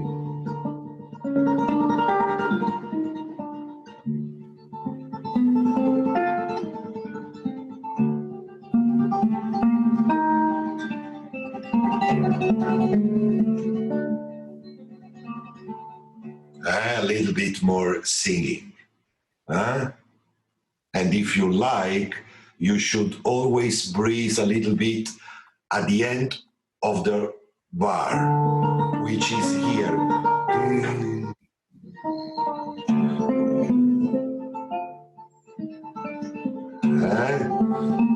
Not always, but for example.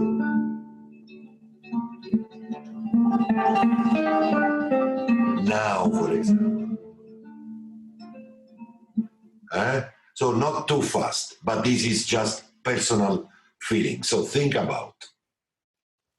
Okay. All right. Now I have to say, congratulations, how you played. Yes, because it was not too fast, but it was fluido, it was clean, with the dynamics, because normally I listen incredible players of your generation, young, which they try to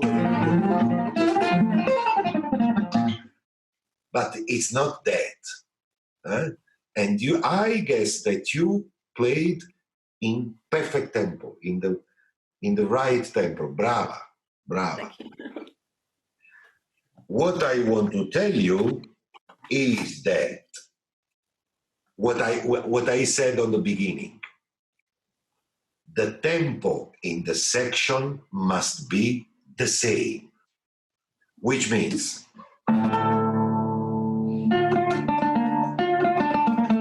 okay, this section, if you play, this means that here it's one tempo and here it's another tempo, and then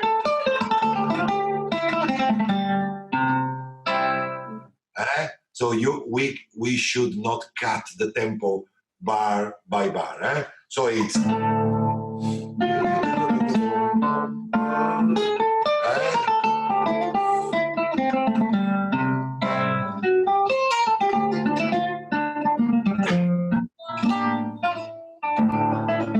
let's try to keep moving the tempo.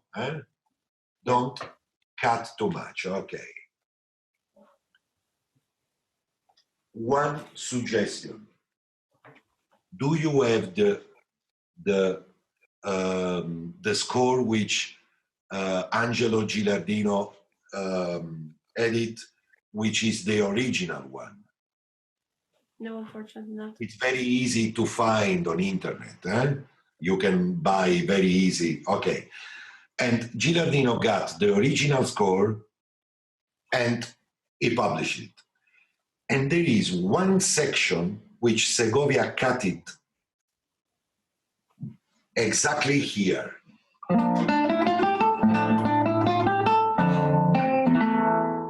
Before the sostenuto, before this one, there is one long section which Segovia decided to cut it. It's very nice, Bogi, if you got that score and you put that section here, because it's a long section which prepare for the finale, for this one. It's a nice section. I don't know by memory. I don't play this piece since so many years, but it's something like...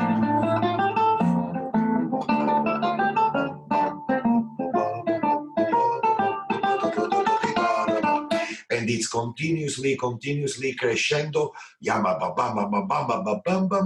and then the finale. So please, got that score, and if you like, put that section here. All the rest, I love Segovia version. Only here would be nice to put that section. Yeah. And that's più mosso andantino, tempo giusto. Yeah. Those are more or less what I wanted to say. Let's try to make a short recapitulation of what we said.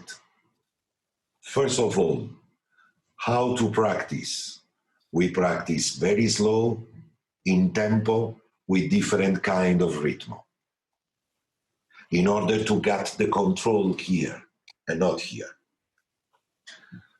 Second, this kind of music, Bogi, needs as much as we can colors and dynamics. So let's try to move our right hands in order to change voices and dynamics.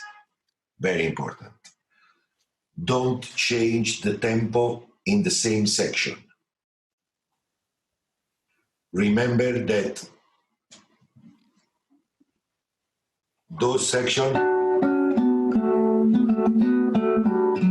it's minuetto, so should be a little bit faster, not too slow.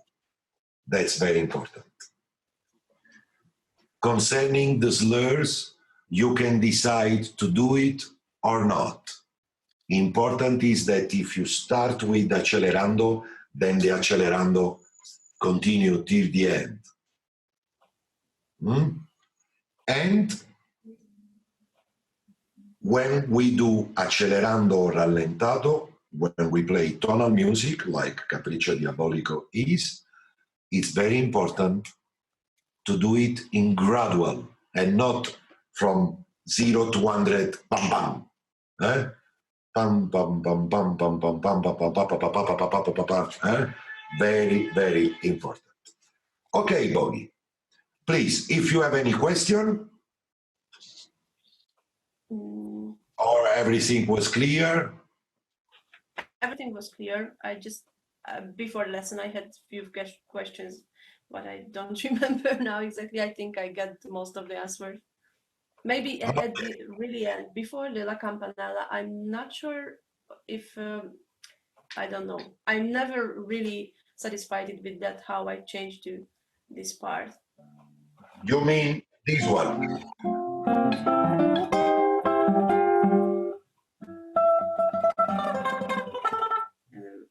In this part. Yeah. What's the question? What? So I'm not sure about that just begin it directly in tempo, or how much break should I have to leave? And so I don't know.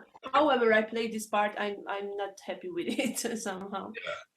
So first of all, I'm sure you know that the campanella at the beginning, it's not what Tedesco wrote. Here Tedesco wrote,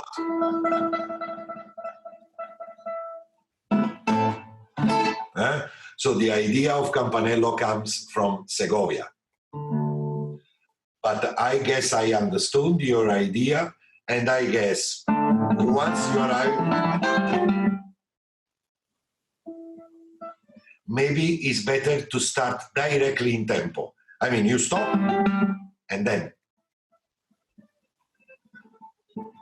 But really piano, and like from far away. It's just omaggio a Paganini, just from far away.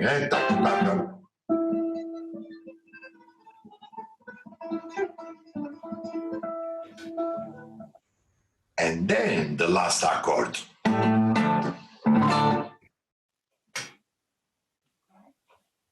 Okay. So the idea is that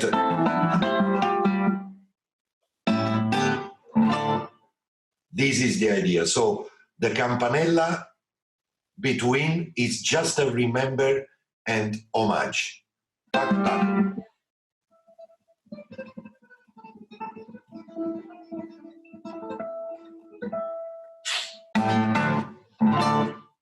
Okay. Okay. Okay, Doggy. I wish you all the best. Enjoy music, enjoy guitar. And it was really a pleasure to see you and to meet you and to work a little bit with you. You. Thank you Okay? so much. I'm really grateful. I learned a lot. You are really welcome. Really welcome, Buggy. Thank you. All my best. All the best for you too. Ciao. Bye. Ciao. Bye.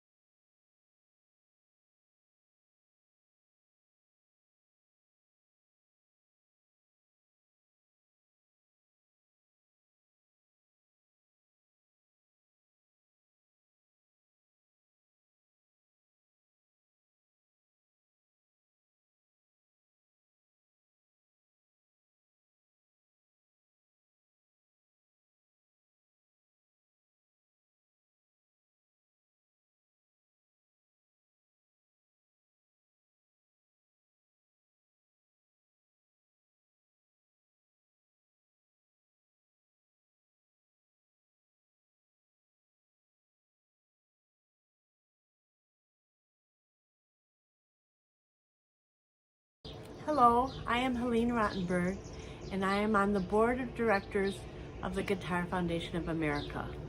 I live in Detroit, Michigan, where I am a professor of music at Madonna University, which is a small private university in the suburb of Detroit, where I teach guitar, music appreciation, music history, and humanities. I have played the guitar for over 50 years and have enjoyed performing both as a soloist and a chamber musician. My proficiency on the guitar has been a source of peace and an opportunity for artistic beauty in my life, and has allowed me the opportunity to play in many professional chamber music ensembles, which I love. I have been attending the Guitar Foundation convention for many years and was honored to be asked to be a member of the board. I'm excited to be part of the decision-making process and to help in whatever ways I am able. Attending the convention regularly has allowed me to meet guitarists from all over the world, attend masterclasses, and hear concerts of the highest caliber. I also have been privileged to have been a judge several times for the International Youth Competition and have been amazed at the high level of playing of these young artists. It is also wonderful to hear the incredible musicians that compete in the international concert artist competition and watch the semifinals and finals. I love going through the vendors fair, looking at music and all the beautiful handmade guitars, as well as the interesting stuff that I can and have purchased. I have also been hosting master classes and concerts for the winner of the International Concert Artist Competition, and love the opportunity to meet all these talented performers from all over the world.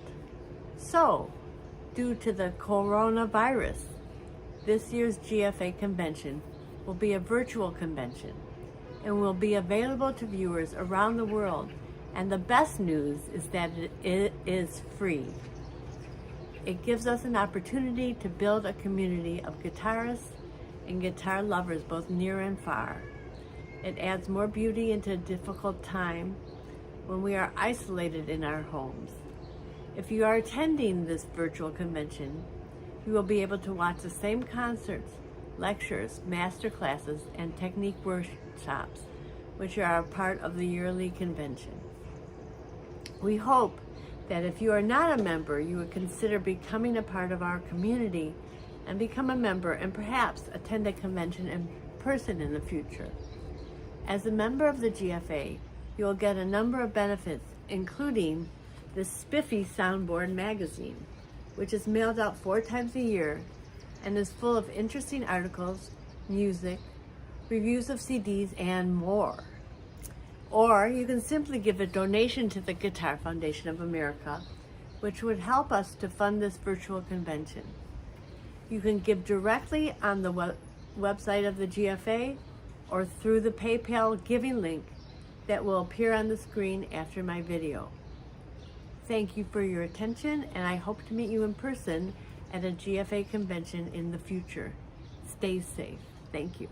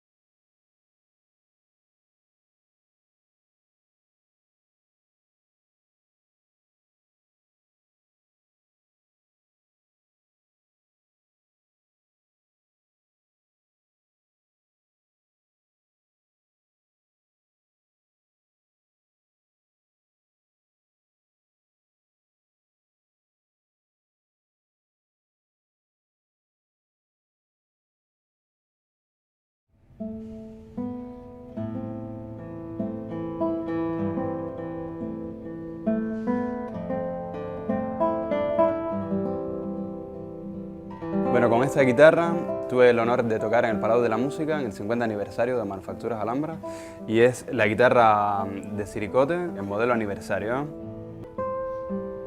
Es de cedro y los aros y el fondo son de siricote.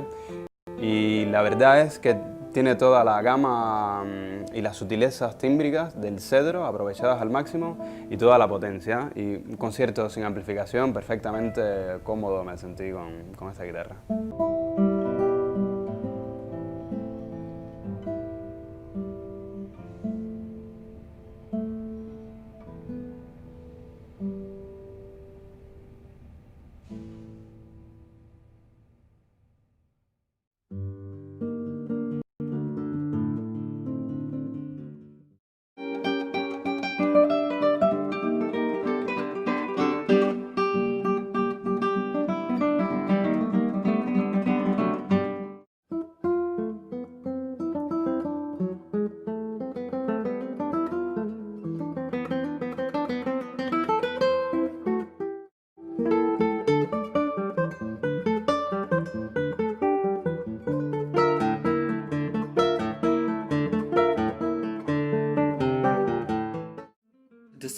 found very charming. Vibrato is very easy to make, and it Yeah, sounds definitely. actually very good. I think Imperial was my favorite one because it has really good projection, but mostly it just suits my guitar best. I fell in love with Regal strings, and I use them on my guitar. For live use, I think it's amazing.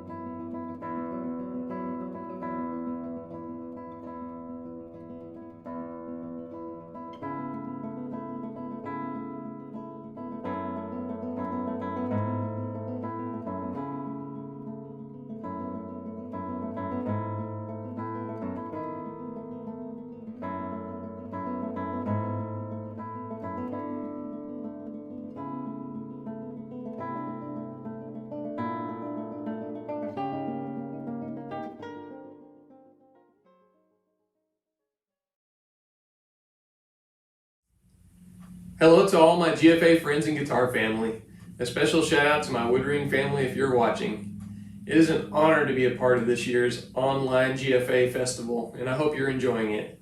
I want to welcome you guys to the woodring guitar shop that we built 2 years ago. It's brand new, and I've been really enjoying building guitars in here.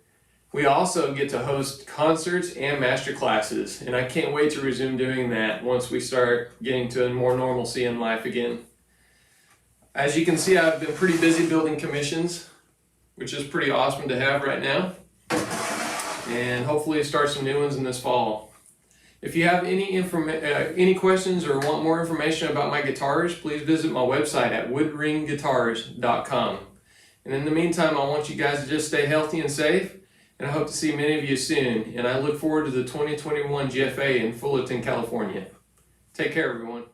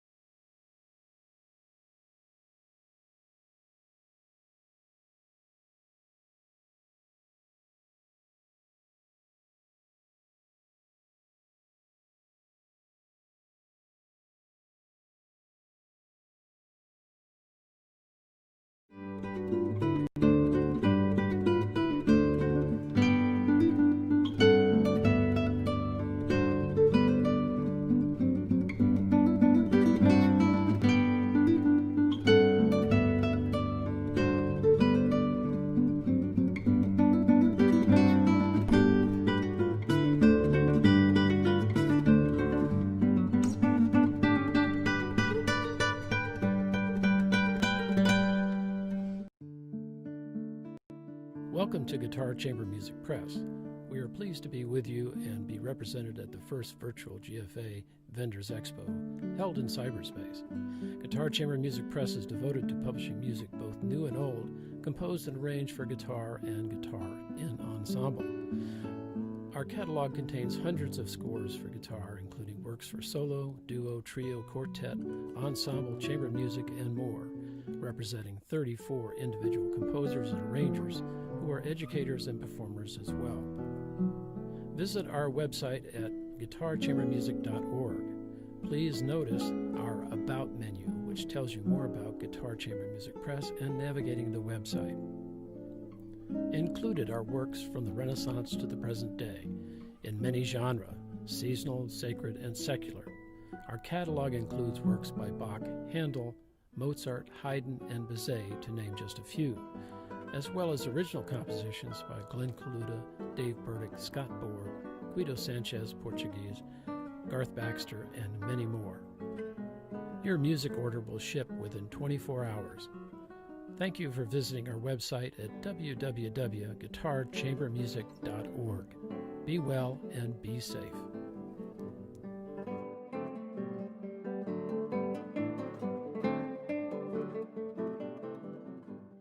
I'm David Freeman, the owner of Timeless Instruments and a Luthier of 40 years. I operate a Luthier training school graduating over 650 students since 1986. I have a vast selection of woods for builders on my website and a personal select assortment for my custom builds. This is curly Hawaiian koa back and sides. Tonally, it creates a warmer sound than the rosewoods. The top is a Master Engelmann spruce with a jacaranda rosewood bridge and an ebony fingerboard. There's a bone nut and saddle, all trimmed with curly maple binding. The neck is Spanish cedar and the finish a French polish. The treble side is narrower to facilitate the smaller treble sound waves. The bass side deeper for the larger bass sound waves. This creates a separation in the sound waves that couples with the separation of the fan bracing system inside. The top is rolled over for an armrest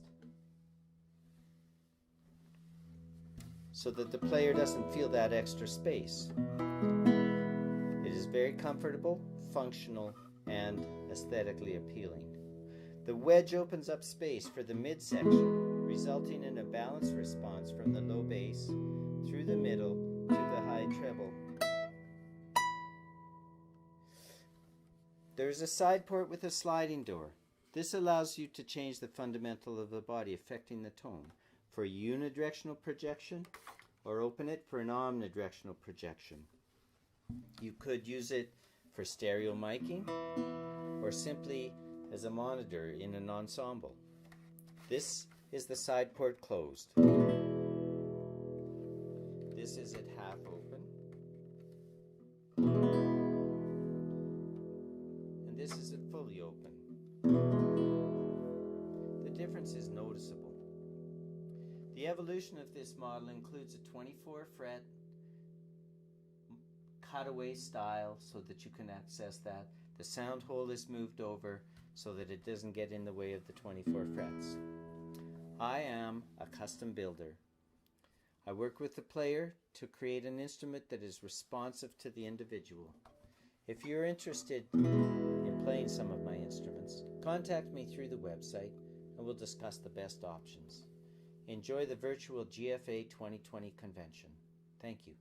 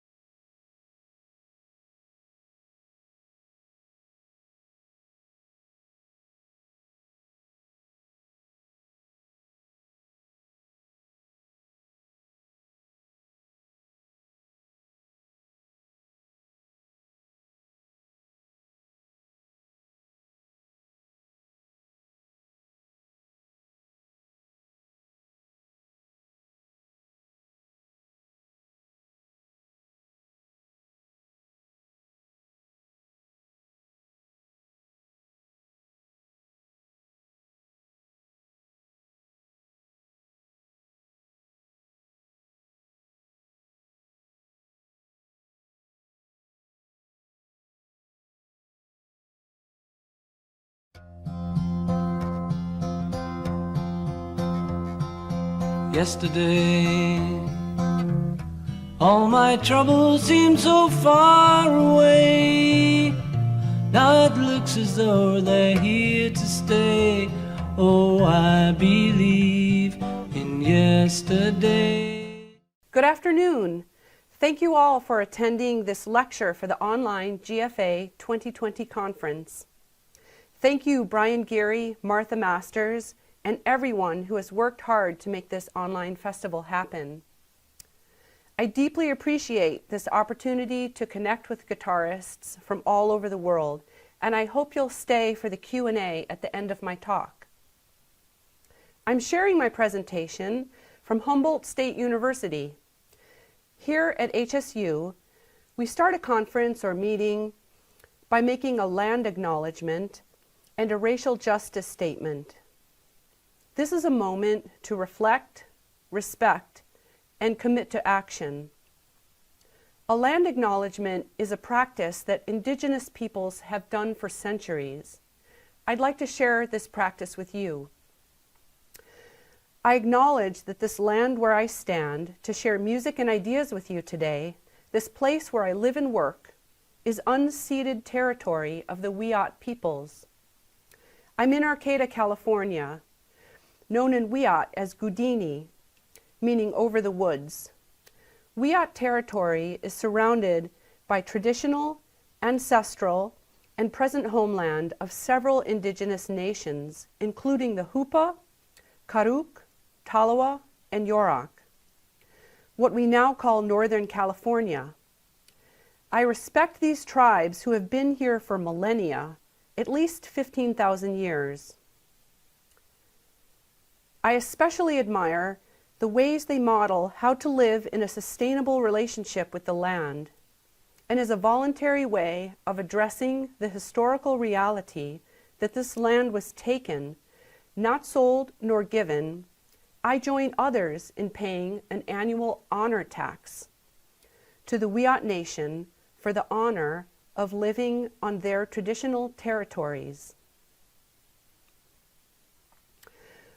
Let's have a look at the musical landscape that preceded the Beatles, including the music of Little Richard, Ray Charles, and the so-called girl groups, such as the Cookies and the Shirelles.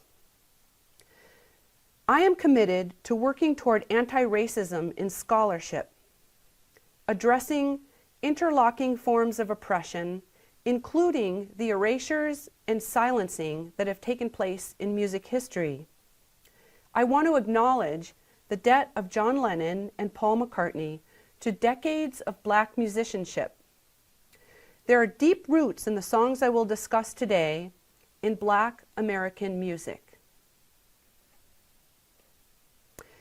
In the 2019 movie Yesterday, screenwriter Richard Curtis imagined a British Pakistani man who reintroduces the Beatles songs after an unlikely electrical occurrence that rendered the 21st century world without the collective memory of the Beatles.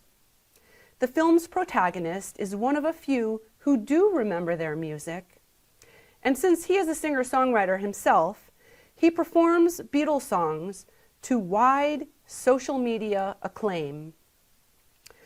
Reimagining Beatles songs in different cultural and historical contexts is not novel. Since the 1960s, composers and arrangers have similarly reimagined Beatles songs in a wide range of styles and historical periods. Name a style or genre, and I'll show you some Beatles arrangements. Country, heavy metal, Gregorian chant, Brazilian choros, jazz, gypsy jazz, bluegrass, and the list goes on. As I'm speaking to a largely classical guitar audience, I know that many of you are familiar with Cuban Leo Brouwer's duo guitar, as well as guitar and string orchestra arrangements of Beatles songs. Here's a recent recording of those by Laura Altman and Michael Newman. I'd like to share the arrangements of some other composers with you today. I began my research after discovering a manuscript entitled Yesterday written in pencil by Sir Peter Maxwell Davies, held in the Northwestern University Music Library. What was this arrangement? Did any of his contemporaries also arrange Beatles songs? And if so, why? Between 1966 and 1977, four prominent composers, Louis Andriessen, Luciano Berio, Peter Maxwell Davies, and Toru Takemitsu, arranged Beatles songs for classically trained performers in a variety of historical styles from the 16th through the 20th centuries, thereby appropriating the Beatles' music to Western art music. Although these arrangements are marginal in the overall output of the composers in question, this repertoire constitutes an overlooked yet significant chapter in 20th century music. That is, the way the Beatles figured into acrimonious debate over tonality, as well as the shifting border between so-called high and low art.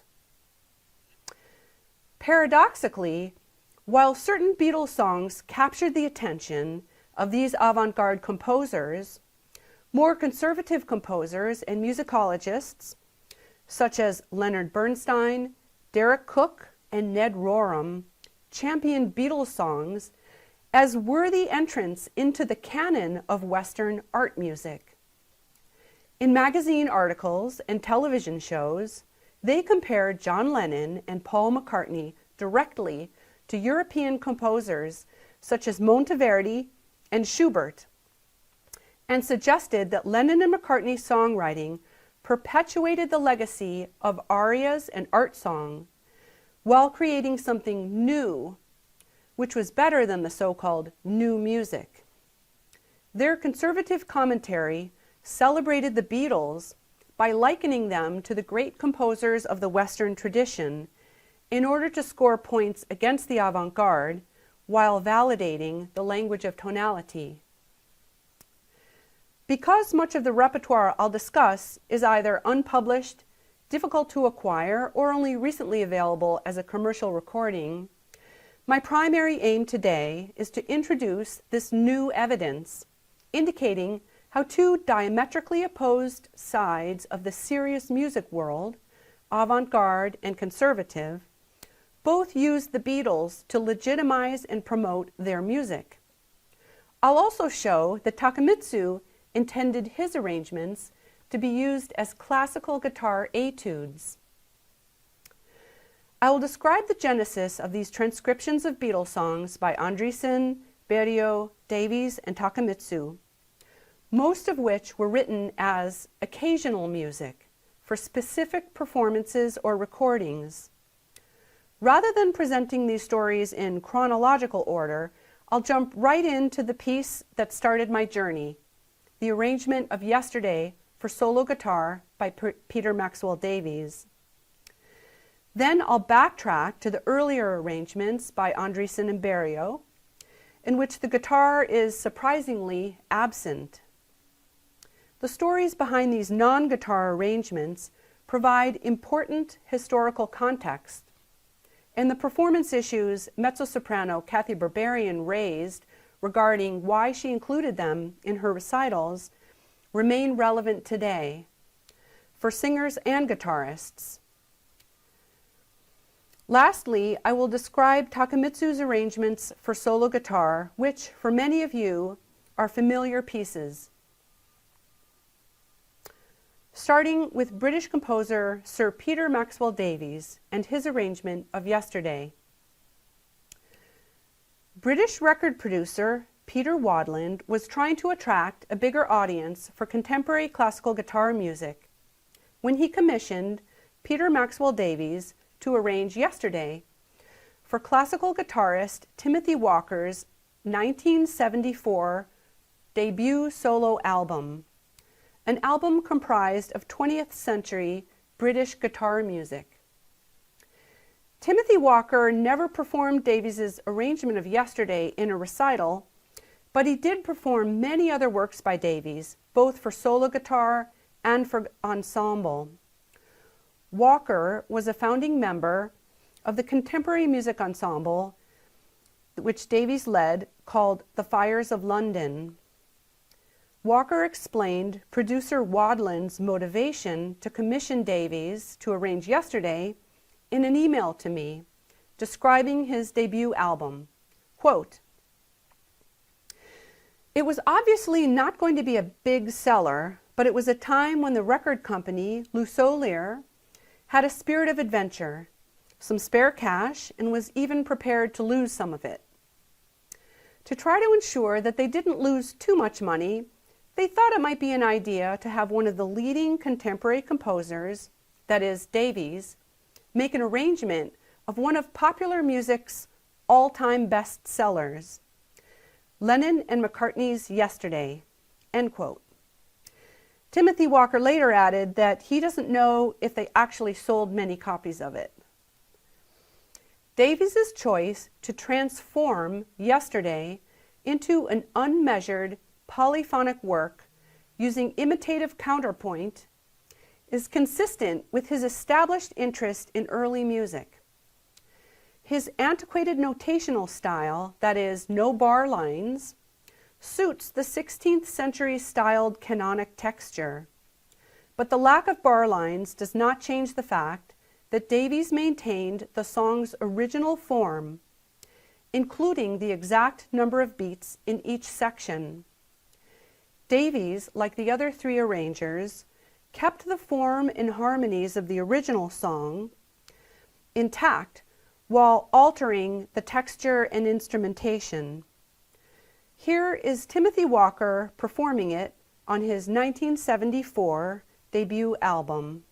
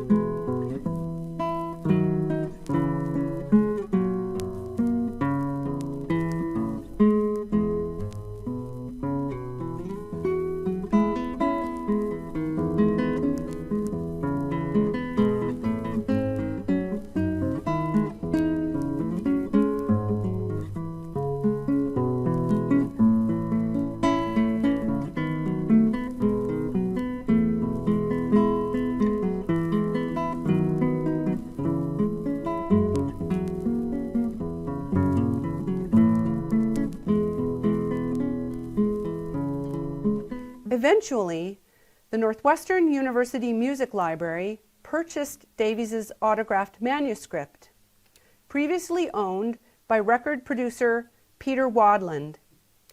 Davies's transcription has neither been recorded by other guitarists nor published. Performances have been limited to a few of Walker's guitar students at London's Royal Conservatory of Music. Through Walker, the students had access to the score, and occasionally Peter Maxwell Davies visited the school and taught these guitar students in a masterclass.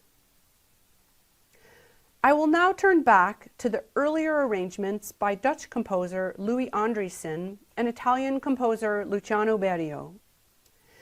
In 1966, American mezzo-soprano Kathy Berberian asked her piano accompanist Louis Andriessen to arrange 4 Beatles songs for voice and piano. Kathy Berberian had been married to Luciano Berio until 1964 and premiered numerous works he wrote for her. She began working with Andriessen when he was Berio's composition student. Berberian was pushing against the boundaries of the traditional vocal recital by creating a more intimate interaction with her audience. and varying the repertoire she performed from the typical model recital. She explained why she programmed the Beatles songs in her recitals in the following excerpt from a radio interview. Quote, "I have been able, through this very unorthodox kind of recital, to present the kind of music which would be harder to present to a normal public, because they wouldn't go to a concert of all contemporary music. So I coat the pill. I do Monteverdi, I do Debussy, I do Stravinsky, I do Ravel, Defaya, I do the whole works in different doses. But there will be important contemporary music slipped in, including the Beatles and Kurt Weill. The Beatles I do as a come-on is what we call the carrot to attract the donkey. I don't mean that the audience is a donkey, it's an Italian metaphor. People are attracted to a recital where someone is going to be singing Debussy and Beatles, just out of sheer curiosity, and while they are there, I sock it to them with something like Berio or Busati." End quote. Here, Berberian characterizes the Beatles' music as contemporary music, important contemporary music.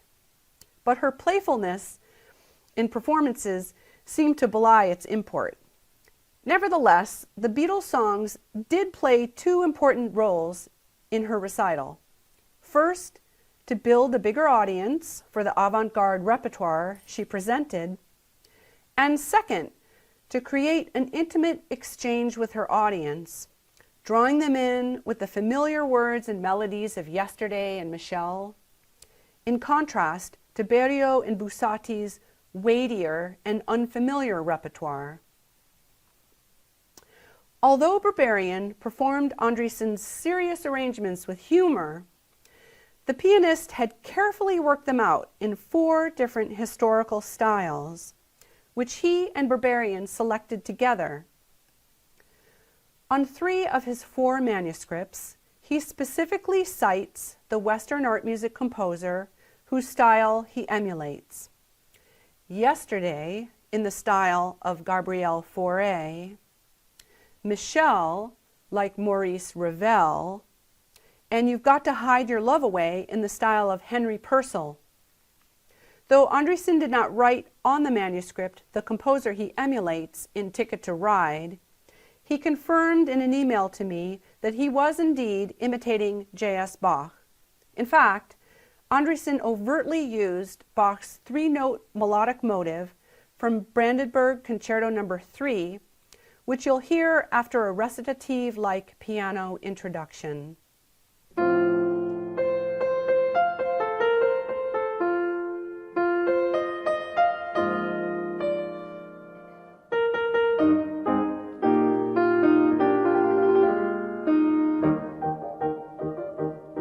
I think I'm going to be sad. I think it's today.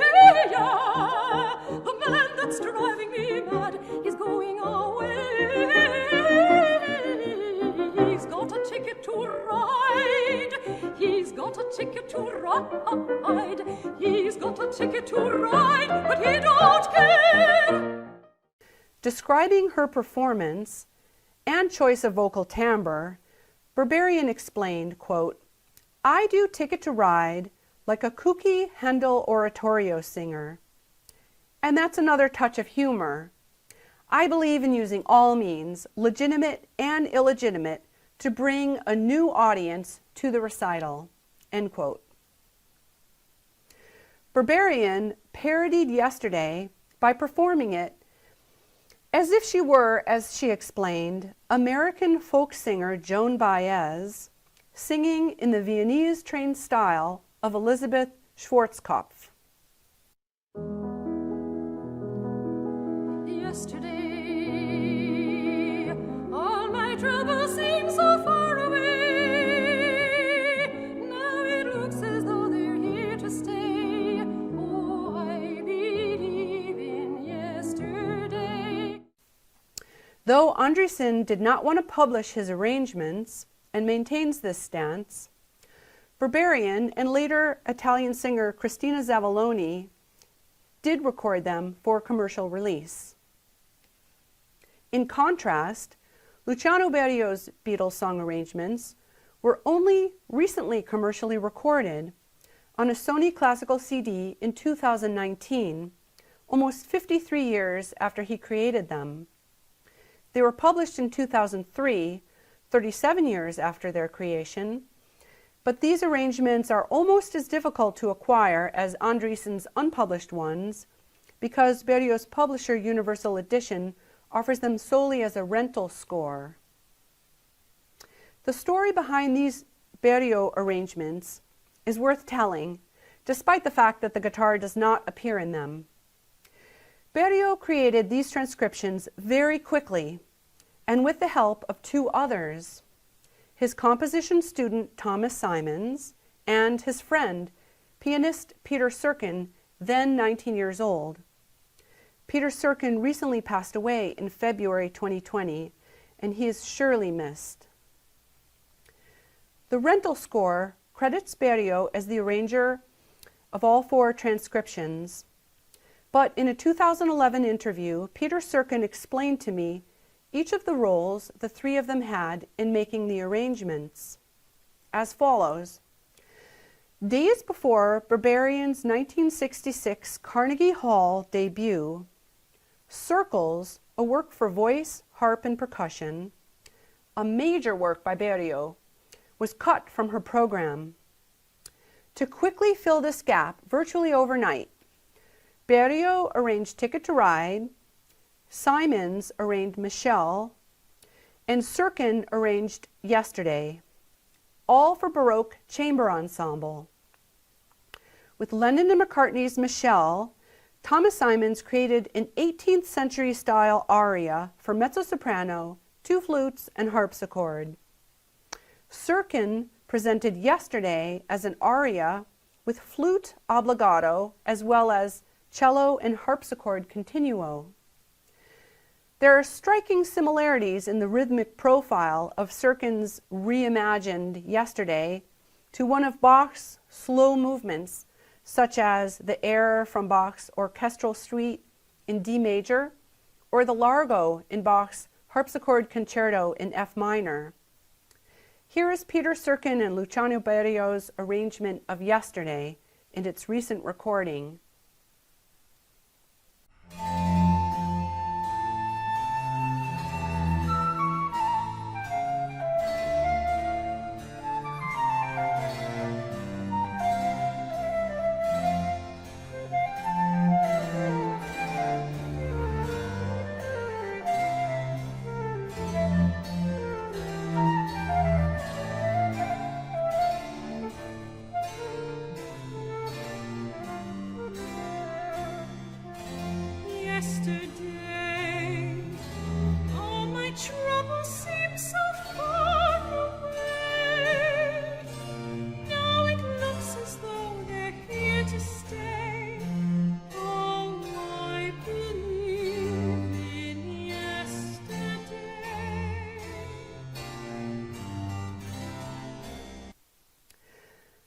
Like Andreessen, Berio also used the three-note motive from Brandenburg Concerto No. 3 in his fast-paced transcription of Ticket to Ride, which sounds like an 18th century allegro movement.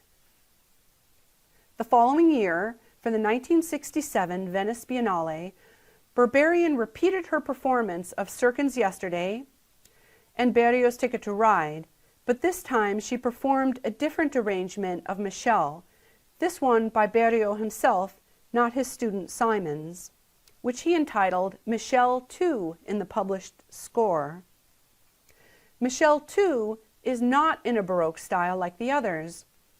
Instead, Berio transcribed it in a 20th century style, similar to his 1964 folk songs and his transcriptions of Kurt Weill songs, all of which Berberian performed in Venice.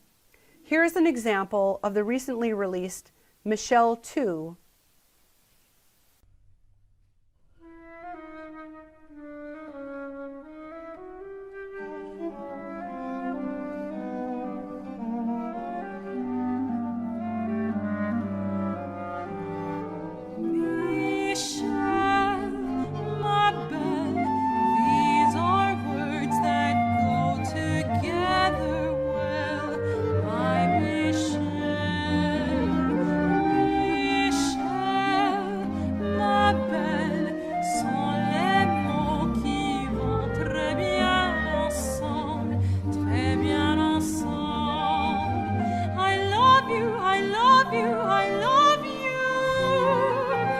that's all I want to say. Until I find a way, I'll say the only words I know that you'll understand. Berberian's program also included pieces by John Cage, Henri Pousseur, and Igor Stravinsky. Like Timothy Walker in his debut album, she combined avant-garde repertoire with Berrioz's song arrangements in order to create a varied program with wide-ranging appeal and therefore attract a wider audience. I will now discuss Toru Takemitsu. In contrast with Davies's rarely performed transcription of Yesterday, Toru Takemitsu's transcriptions of 4 Beatles songs for solo guitar are well known by guitarists and have been recorded by many, including prominent guitarists John Williams, Manuel Barroeco, Goran Zosher, and Shinichi Fukada. Takemitsu's transcriptions are the most available of all the Beatles song arrangements in today's discussion because they were published and commercially recorded the same year he completed them, 1977. Takemitsu is the only composer of the group in question who initiated his arrangements himself, neither prompted by a performer, a record producer, nor a music publisher. In 1974, Takemitsu began arranging a set of 12 songs for solo guitar, an instrument he owned and enjoyed playing as an amateur. He and his wife Asaka selected the songs for this set of 12, including Lennon and McCartney's Here, There, and Everywhere, Michelle, Hey Jude, and Yesterday. The other 8 songs include Irish folk tune Londonderry Air, an American hymn, a Japanese folk song, and Gershwin's Summertime. Upon completion in 1977, he dedicated the set to the young Japanese guitarist Kiyoshi Shomura, who premiered all 12 on his second album, entitled 12 Songs The Earth is Smiling. They were originally published in a set called 12 Songs for Guitar, Songs the Whole World Sings, and they're still available from Schott Publications. Takemitsu arranged all 12 with a melody and accompaniment texture using a 20th century compositional style replete with quartal and chromatic harmonies. His detailed notation for varied articulation, minute dynamic changes, and subtle tempo fluctuations are consistent with the way he notated his larger guitar works. The result of this detail is an expressive rendering of tuneful songs which sound organically improvised. Here is Manuel Barroeco's performance of Takemitsu's arrangement of Yesterday.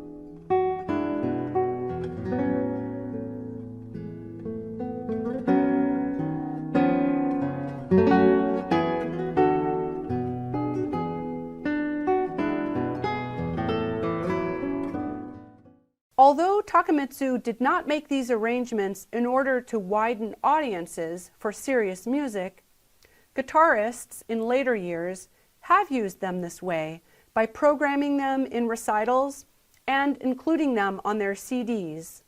American guitarist David Tannenbaum, a close friend of Takemitsu, recently shed light on Takemitsu's pedagogical intentions for arranging the 12 songs as 12 etudes. Tannenbaum described a conversation he had with Takemitsu regarding these intentions. Quote, "He said, I thought of them as etudes. I conceived of them that way. I can't publish them that way, so the world's never going to know that I thought of them that way, because I have to call them what the copyright says they are. But he thought of them as left-hand musical etudes, because one of the key things in playing the guitar is being able to sustain a melody. So he arranged these songs that make us have to really connect and play legato, and that is musically quite challenging." That's what he was talking about. These were a kind of musical etudes for learning how to really play melody on songs. End quote. One last consideration about the transcriptions of Lennon and McCartney's songs by Berio, Andresen, Davies, and Takemitsu is that they were not created for the purpose of significant monetary gain. For example, Berio's third wife, musicologist Talia Berio, remembers him editing the 4 arrangements attributed to him. She described the project in an email to me as one that he did for fun. Neither Andresen nor Davies published or promoted their arrangements.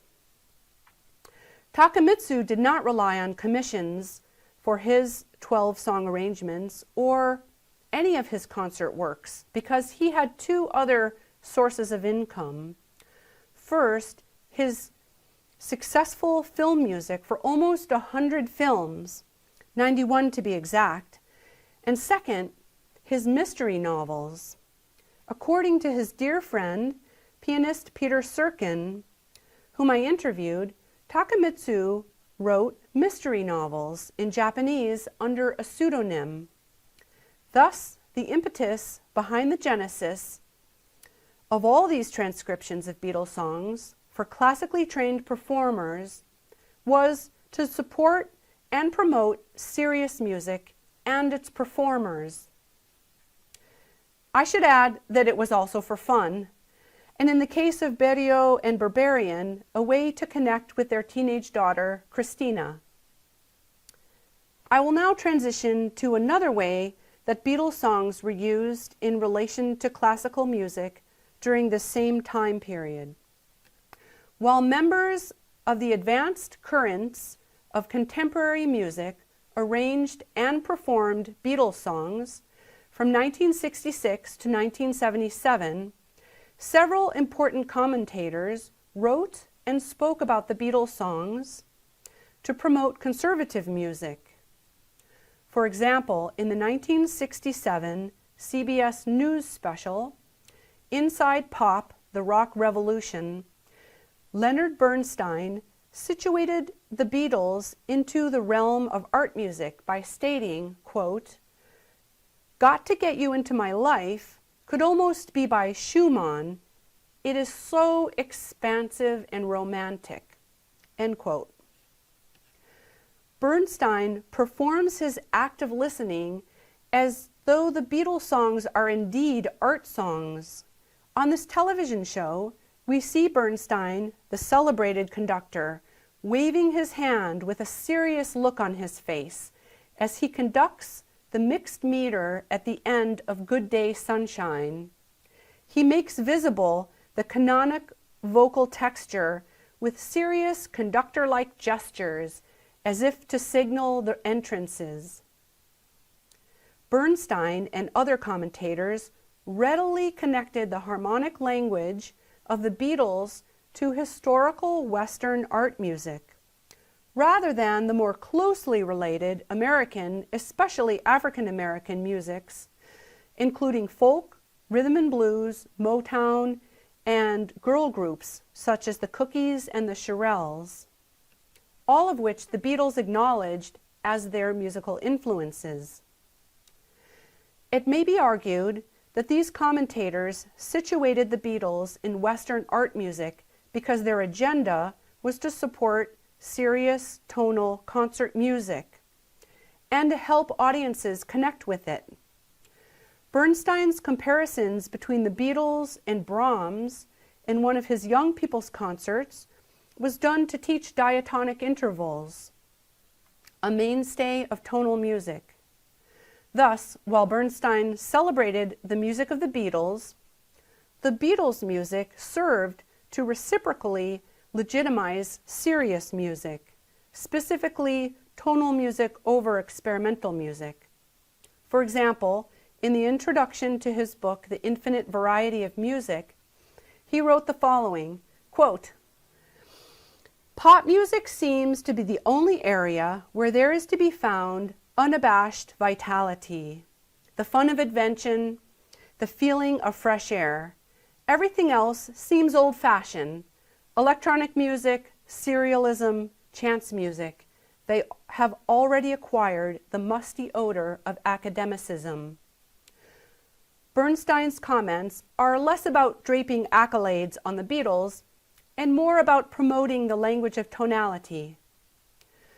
Bernstein also talked about the joy he had playing these songs at the family piano, singing them with the family, and connecting with his teenage daughter, Jamie.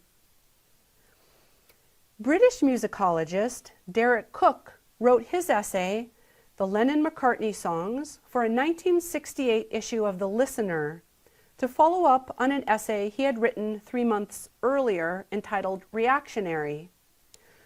Both pieces justified his avoidance of new music, which to him included atonality and serialism, the musical language of Schoenberg.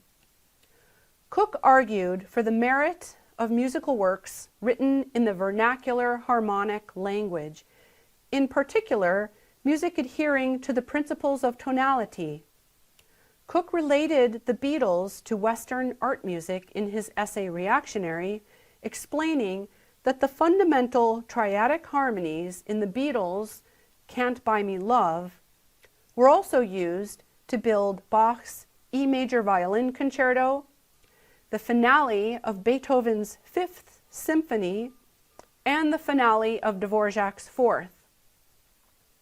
In Cook's second piece, The Lennon-McCartney Songs, he described his aim to follow music's evolution from the past into the present. According to Cook, the path of contemporary music led to an artistic dead end. Instead, he wanted to follow a path which led to the development of the vernacular, as in the works of Britten and Shostakovich. He asserted that the evolution of tonal music was alive and well in popular music, and treated Lennon and McCartney as torchbearers of tonal composition. He touted the creative genius of Sullivan, Strauss, and Gershwin, and speculated that Lennon and McCartney would join their ranks. He described Lennon and McCartney's unique synthesis of modal mixture, untraditional chord progressions, tuneful melodies, and irregular phrase lengths, finding all these qualities in Yesterday. Cook concluded as follows, quote, "Lennon and McCartney are genuine creators of a new music. Strangely enough, a few serious composers of new music admire them, and some will say it shows you can enjoy the best of both worlds. Others will maintain it only shows that both types of music are rubbish. I wonder myself whether it isn't the avant-garde are fascinated to find mere pop composers doing such creative things with the exhausted vernacular," end quote. Cook categorized Lennon and McCartney's songs as new music, but not in the way Berberian had. Cook enthusiastically differentiated the Beatles from the avant-garde, whereas Berberian enthusiastically aligned them. He proposed a lineage from Bach, Beethoven, and Dvorak to Britten, Shostakovich, and the Beatles. Similarly, American composer Ned Rorem first wrote about the Beatles in 1967 in a letter to the editor of the Village Voice to defend the album Sgt. Pepper's Lonely Hearts Club Band against journalist Richard Goldstein's negative review. Rorem praised She's Leaving Home as, quote, a mazurka equal in melancholy and melodic distinction to any of Chopin's, end quote. The New York Review of Books subsequently commissioned Rorem to write a full article, which he did in 1968. The piece was titled The Music of the Beatles. Rorem, like Cook and Bernstein before him, focused on the rift between the avant-garde and the vernacular. He described music composition in the 20th century as being so academic and intellectual that it alienated audiences, including intellectuals. He pointed to the impulse of 20th century composers to differ from composers from the past, adding that singers were performing fewer compositions relating to the tradition of lieder and other art songs. In avant-garde circles, as Rorem phrased it, song was out. He went on to say, and I quote, that the artful tradition of great song has been transferred to the Beatles and their offshoots. While Rorem cited other performers who had roles in revitalizing the art of song composition, he placed the Beatles at the forefront of the new trend due to the high quality of their compositions. Rorem related the recent phenomena of singer-songwriters, including Lennon, McCartney, and their bandmate George Harrison, to earlier traditions such as, quote, 12th century troubadours, 16th century madrigalists, and 18th century musical artisans, end quote. Thus, Rorem described the Beatles' high caliber of songwriting in terms of historical European art music, in order to exemplify his own musical aesthetics. Again, I must add that these critical writings were not mentioning the Cookies or the Shirelles, very real, very significant musical antecedents to the Beatles. To conclude, comparisons of Lennon and McCartney to composers such as Monteverdi, Schubert, Schumann, and Chopin validated a tonal harmonic language during a critical period when its legitimacy was being debated.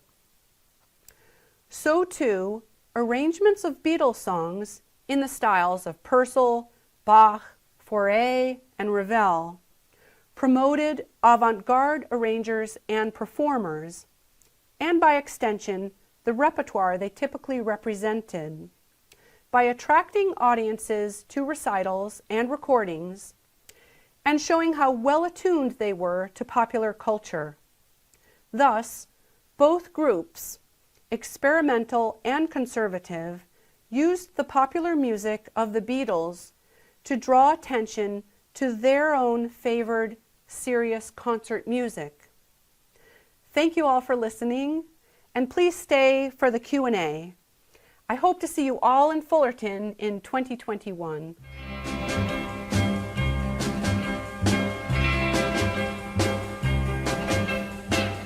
Tonight you're mine completely.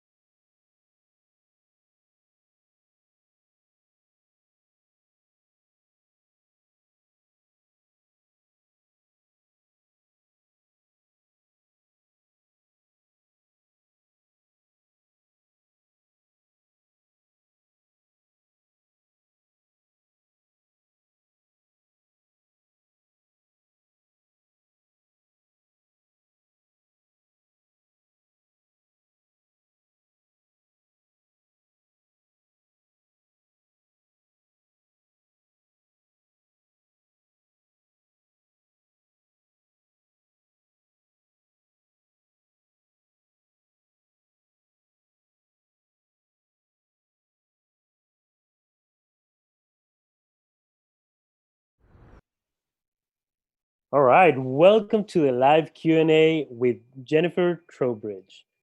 Thank you so much, Jennifer, for joining us today for this live Q&A through Zoom.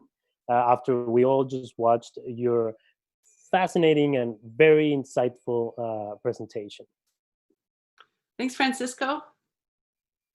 All right, really quick, before we begin, I want to remind those viewing on the live stream that if you would like to take part on this Q&A, you have to register.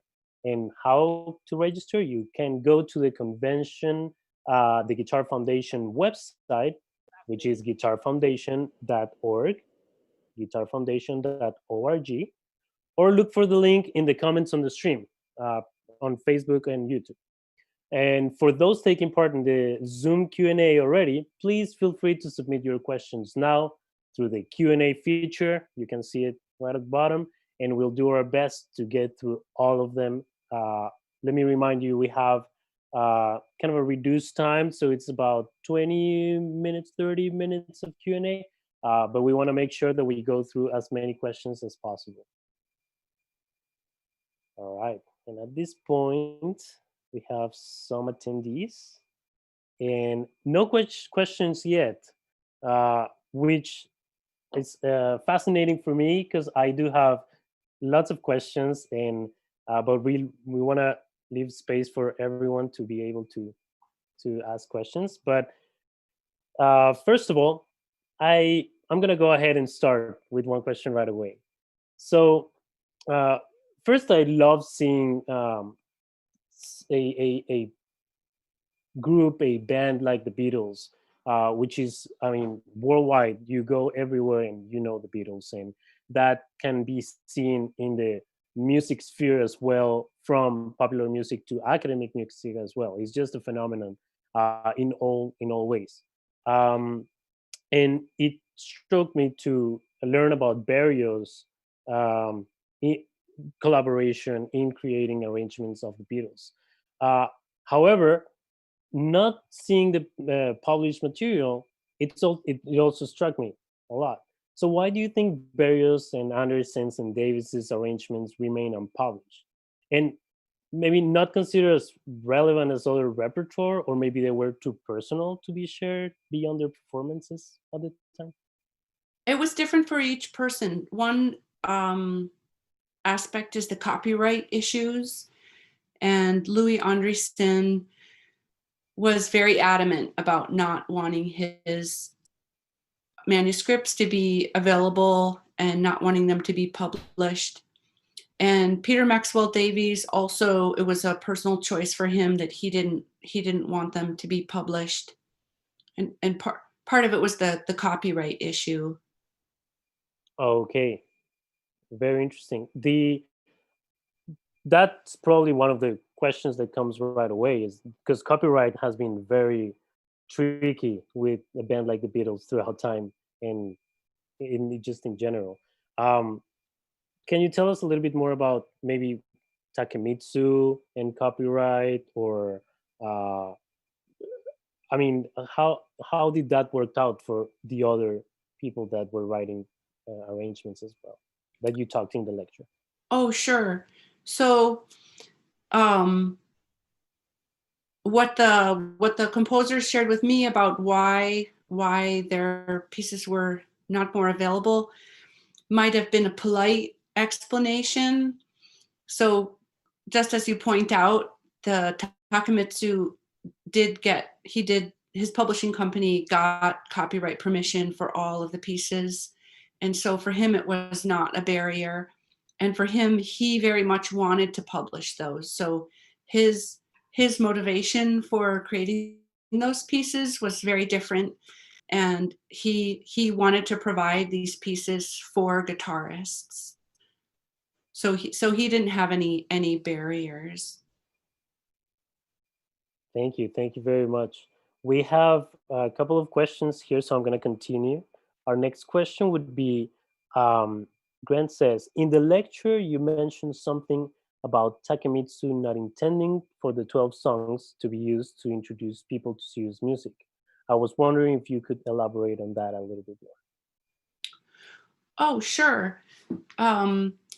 So he, as David Tannenbaum was able to explain, his original intention for these arrangements was to be a set of 12 etudes, just like, the Villalobos 12 etudes. So these are Takamitsu's 12 etudes, even though he didn't specify that in the publication, but we know that from David Tannenbaum. And I was just differentiating his intention from how they've been used.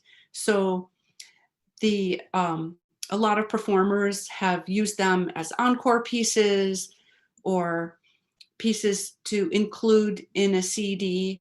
And then that popularity of the Beatles and familiarity of the Beatles is a way to draw people into the serious classical guitar music. Thank you. All right, I love that parallel that you made with the Villalobos etudes and other etudes that are out there. I find it fascinating that we can have, because of Takemitsu, this closeness to music that we can relate to just because of how modern it is, but that can be used now that we know as etudes. I feel like that would be a very, very important educational, pedagogical attraction, for newer guitarists. And next question, Jim asks, are you aware of any jazz guitarists' arrangements of Beatles music? Oh, there's so many. I guess the most recent that I'm aware of is Mimi Fox, a guitarist in California in the Bay Area. She recently came out, just in the last couple of years, Mimi Fox. And I should have brought my shelf of Beatles arrangements because there's so many. Fabulous. Do you have any other names that maybe you can throw in there that you remember that some people could reference? Oh, for jazz? Yes, for jazz, Beatles, kind of. Maybe what I'll do, I could make sure that my email is available, jennifertrowbridge1@gmail.com, and then I can follow up with anybody who wants some more ideas of recordings. Excellent. For those attending, we will type in the email. Thank you for sharing your email with everyone. And okay, perfect. So let's move on to another question, which is the chamber ensemble arrangements. What would be the creative drive, if we can guess, behind adapting this new popular, Beatles music into different time periods? Could we claim marrying academic music and the boom of this popular music? So it is really interesting why the chamber arrangements set them in different historical periods. And a lot of this came from Kathy Berberian and her creative force and her interest in both early music and contemporary music. So she had a vital role in her work with Louis Andriessen. She had previously worked with Guy Boyer and put together a group of 12 Beatles songs that were Baroqueified. And so this was a fun thing that she had done. And so I would give her a lot of the credit for making those choices. Also at the same time, many other groups were taking Bach music and then making it sound contemporary, playing it on the Moog synthesizer. The Swingle singers would do these a cappella jazzy versions of Bach inventions. Also Joshua Rifkin, who we now know as a Bach scholar. He, in 1965, when he was 19 years old and a student, was living in New York City, and he was playing in a jug band, playing folk music, and he was also studying at Juilliard, and he also had spent a summer studying with Stockhausen at Darmstadt. He was hired to arrange Beatles songs to in the 18th century style, and they came out with this album and pretended that it was a newly unearthed manuscript that had just been found. And this album was called Baroque Beatles. So there was a precedent at the time of reinterpreting Beatles songs in that way. Okay, that's fascinating. And speaking of, the arrangements and reinventing the Beatles, Brian Cross has a question. Do you have any information? And we know you chose not to speak specifically about Leo Brouwer's Beatles arrangements. Well, he's asking, do you have any information on Leo Brouwer's Beatles arrangements? How they were composed? Maybe the decisions behind that? Oh, the stories behind why he composed those. No, I don't. I just, for this study, I put a frame around it to limit my scope. Yes. But they are available now in publication. So at the time that I was doing this initial research, only some transcriptions that people had made were being passed around, from friend to friend. But recently they've been published, so it is possible to purchase those now. Oh, thank you for the information. That's They're great. I fantastic. love them. Yeah. Okay, let's move on. Michael asks, is it possible to get a copy of the Davies arrangement? And for that, I knew someone was going to ask that. And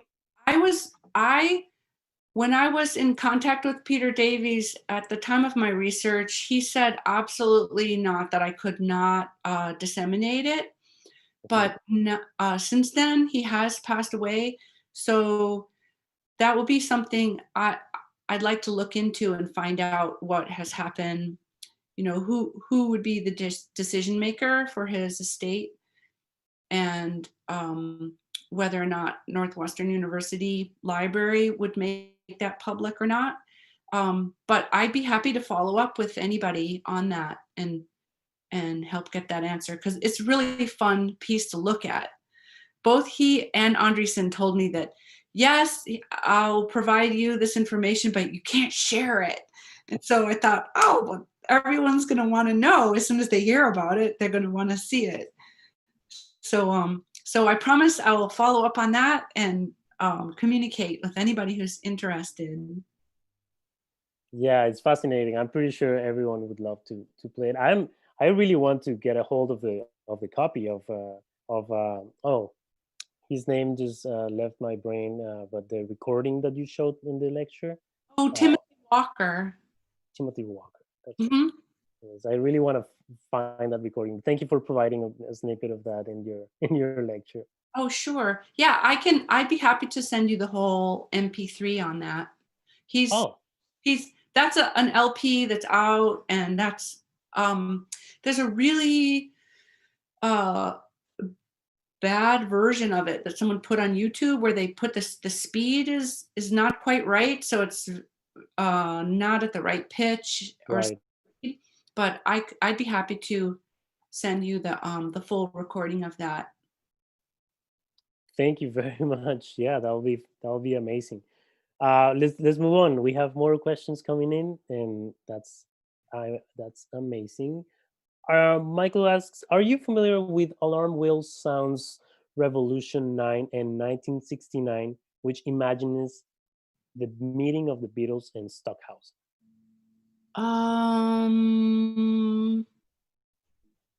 That is something that a friend of mine just asked me about just the other day, to tell you the truth. And I'm not, so I'm excited to check that out. Thank you, Michael. You're giving us more to dig in more and more into the topic. Yeah, that's great. Yeah. All right, we have one more question. I love this snippet of the final song with the female voices. It was intriguing and appeared momentarily, disappearing before I could look it up. What was it? And please kindly comment on the significance. So, Oh, sure. So I think you're talking about the Michelle arrangement that Desiderio wrote. the Michelle too, right? Michelle too. And that is a CD that just came out last year. And that's available for purchase. So that will be Luciano Berrios, Michelle too. That is in. Would you remind us the name of the album again? Oh, sure. I've just got to look that up. It's why don't you, let's see.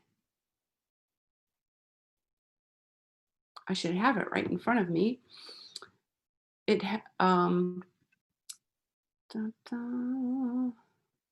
Looking at.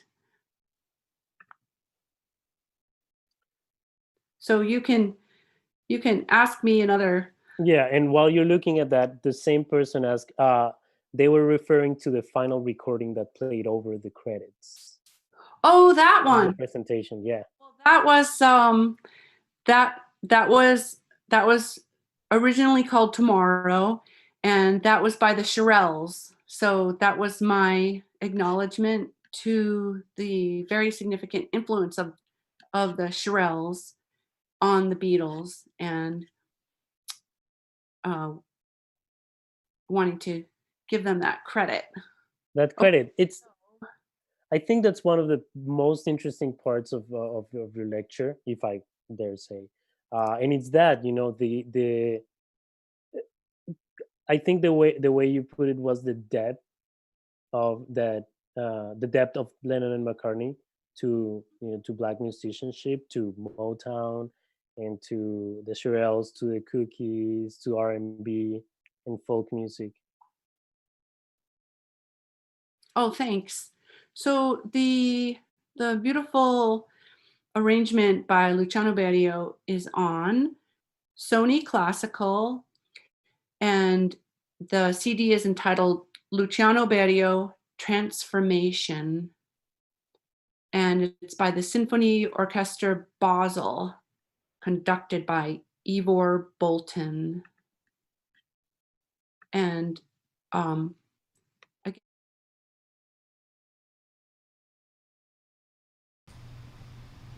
All right.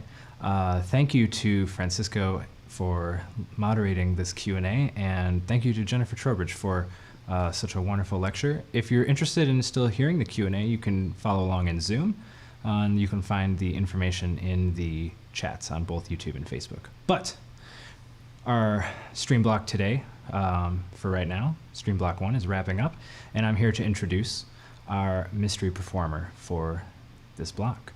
Now, something special about this video is it is shot in portrait mode.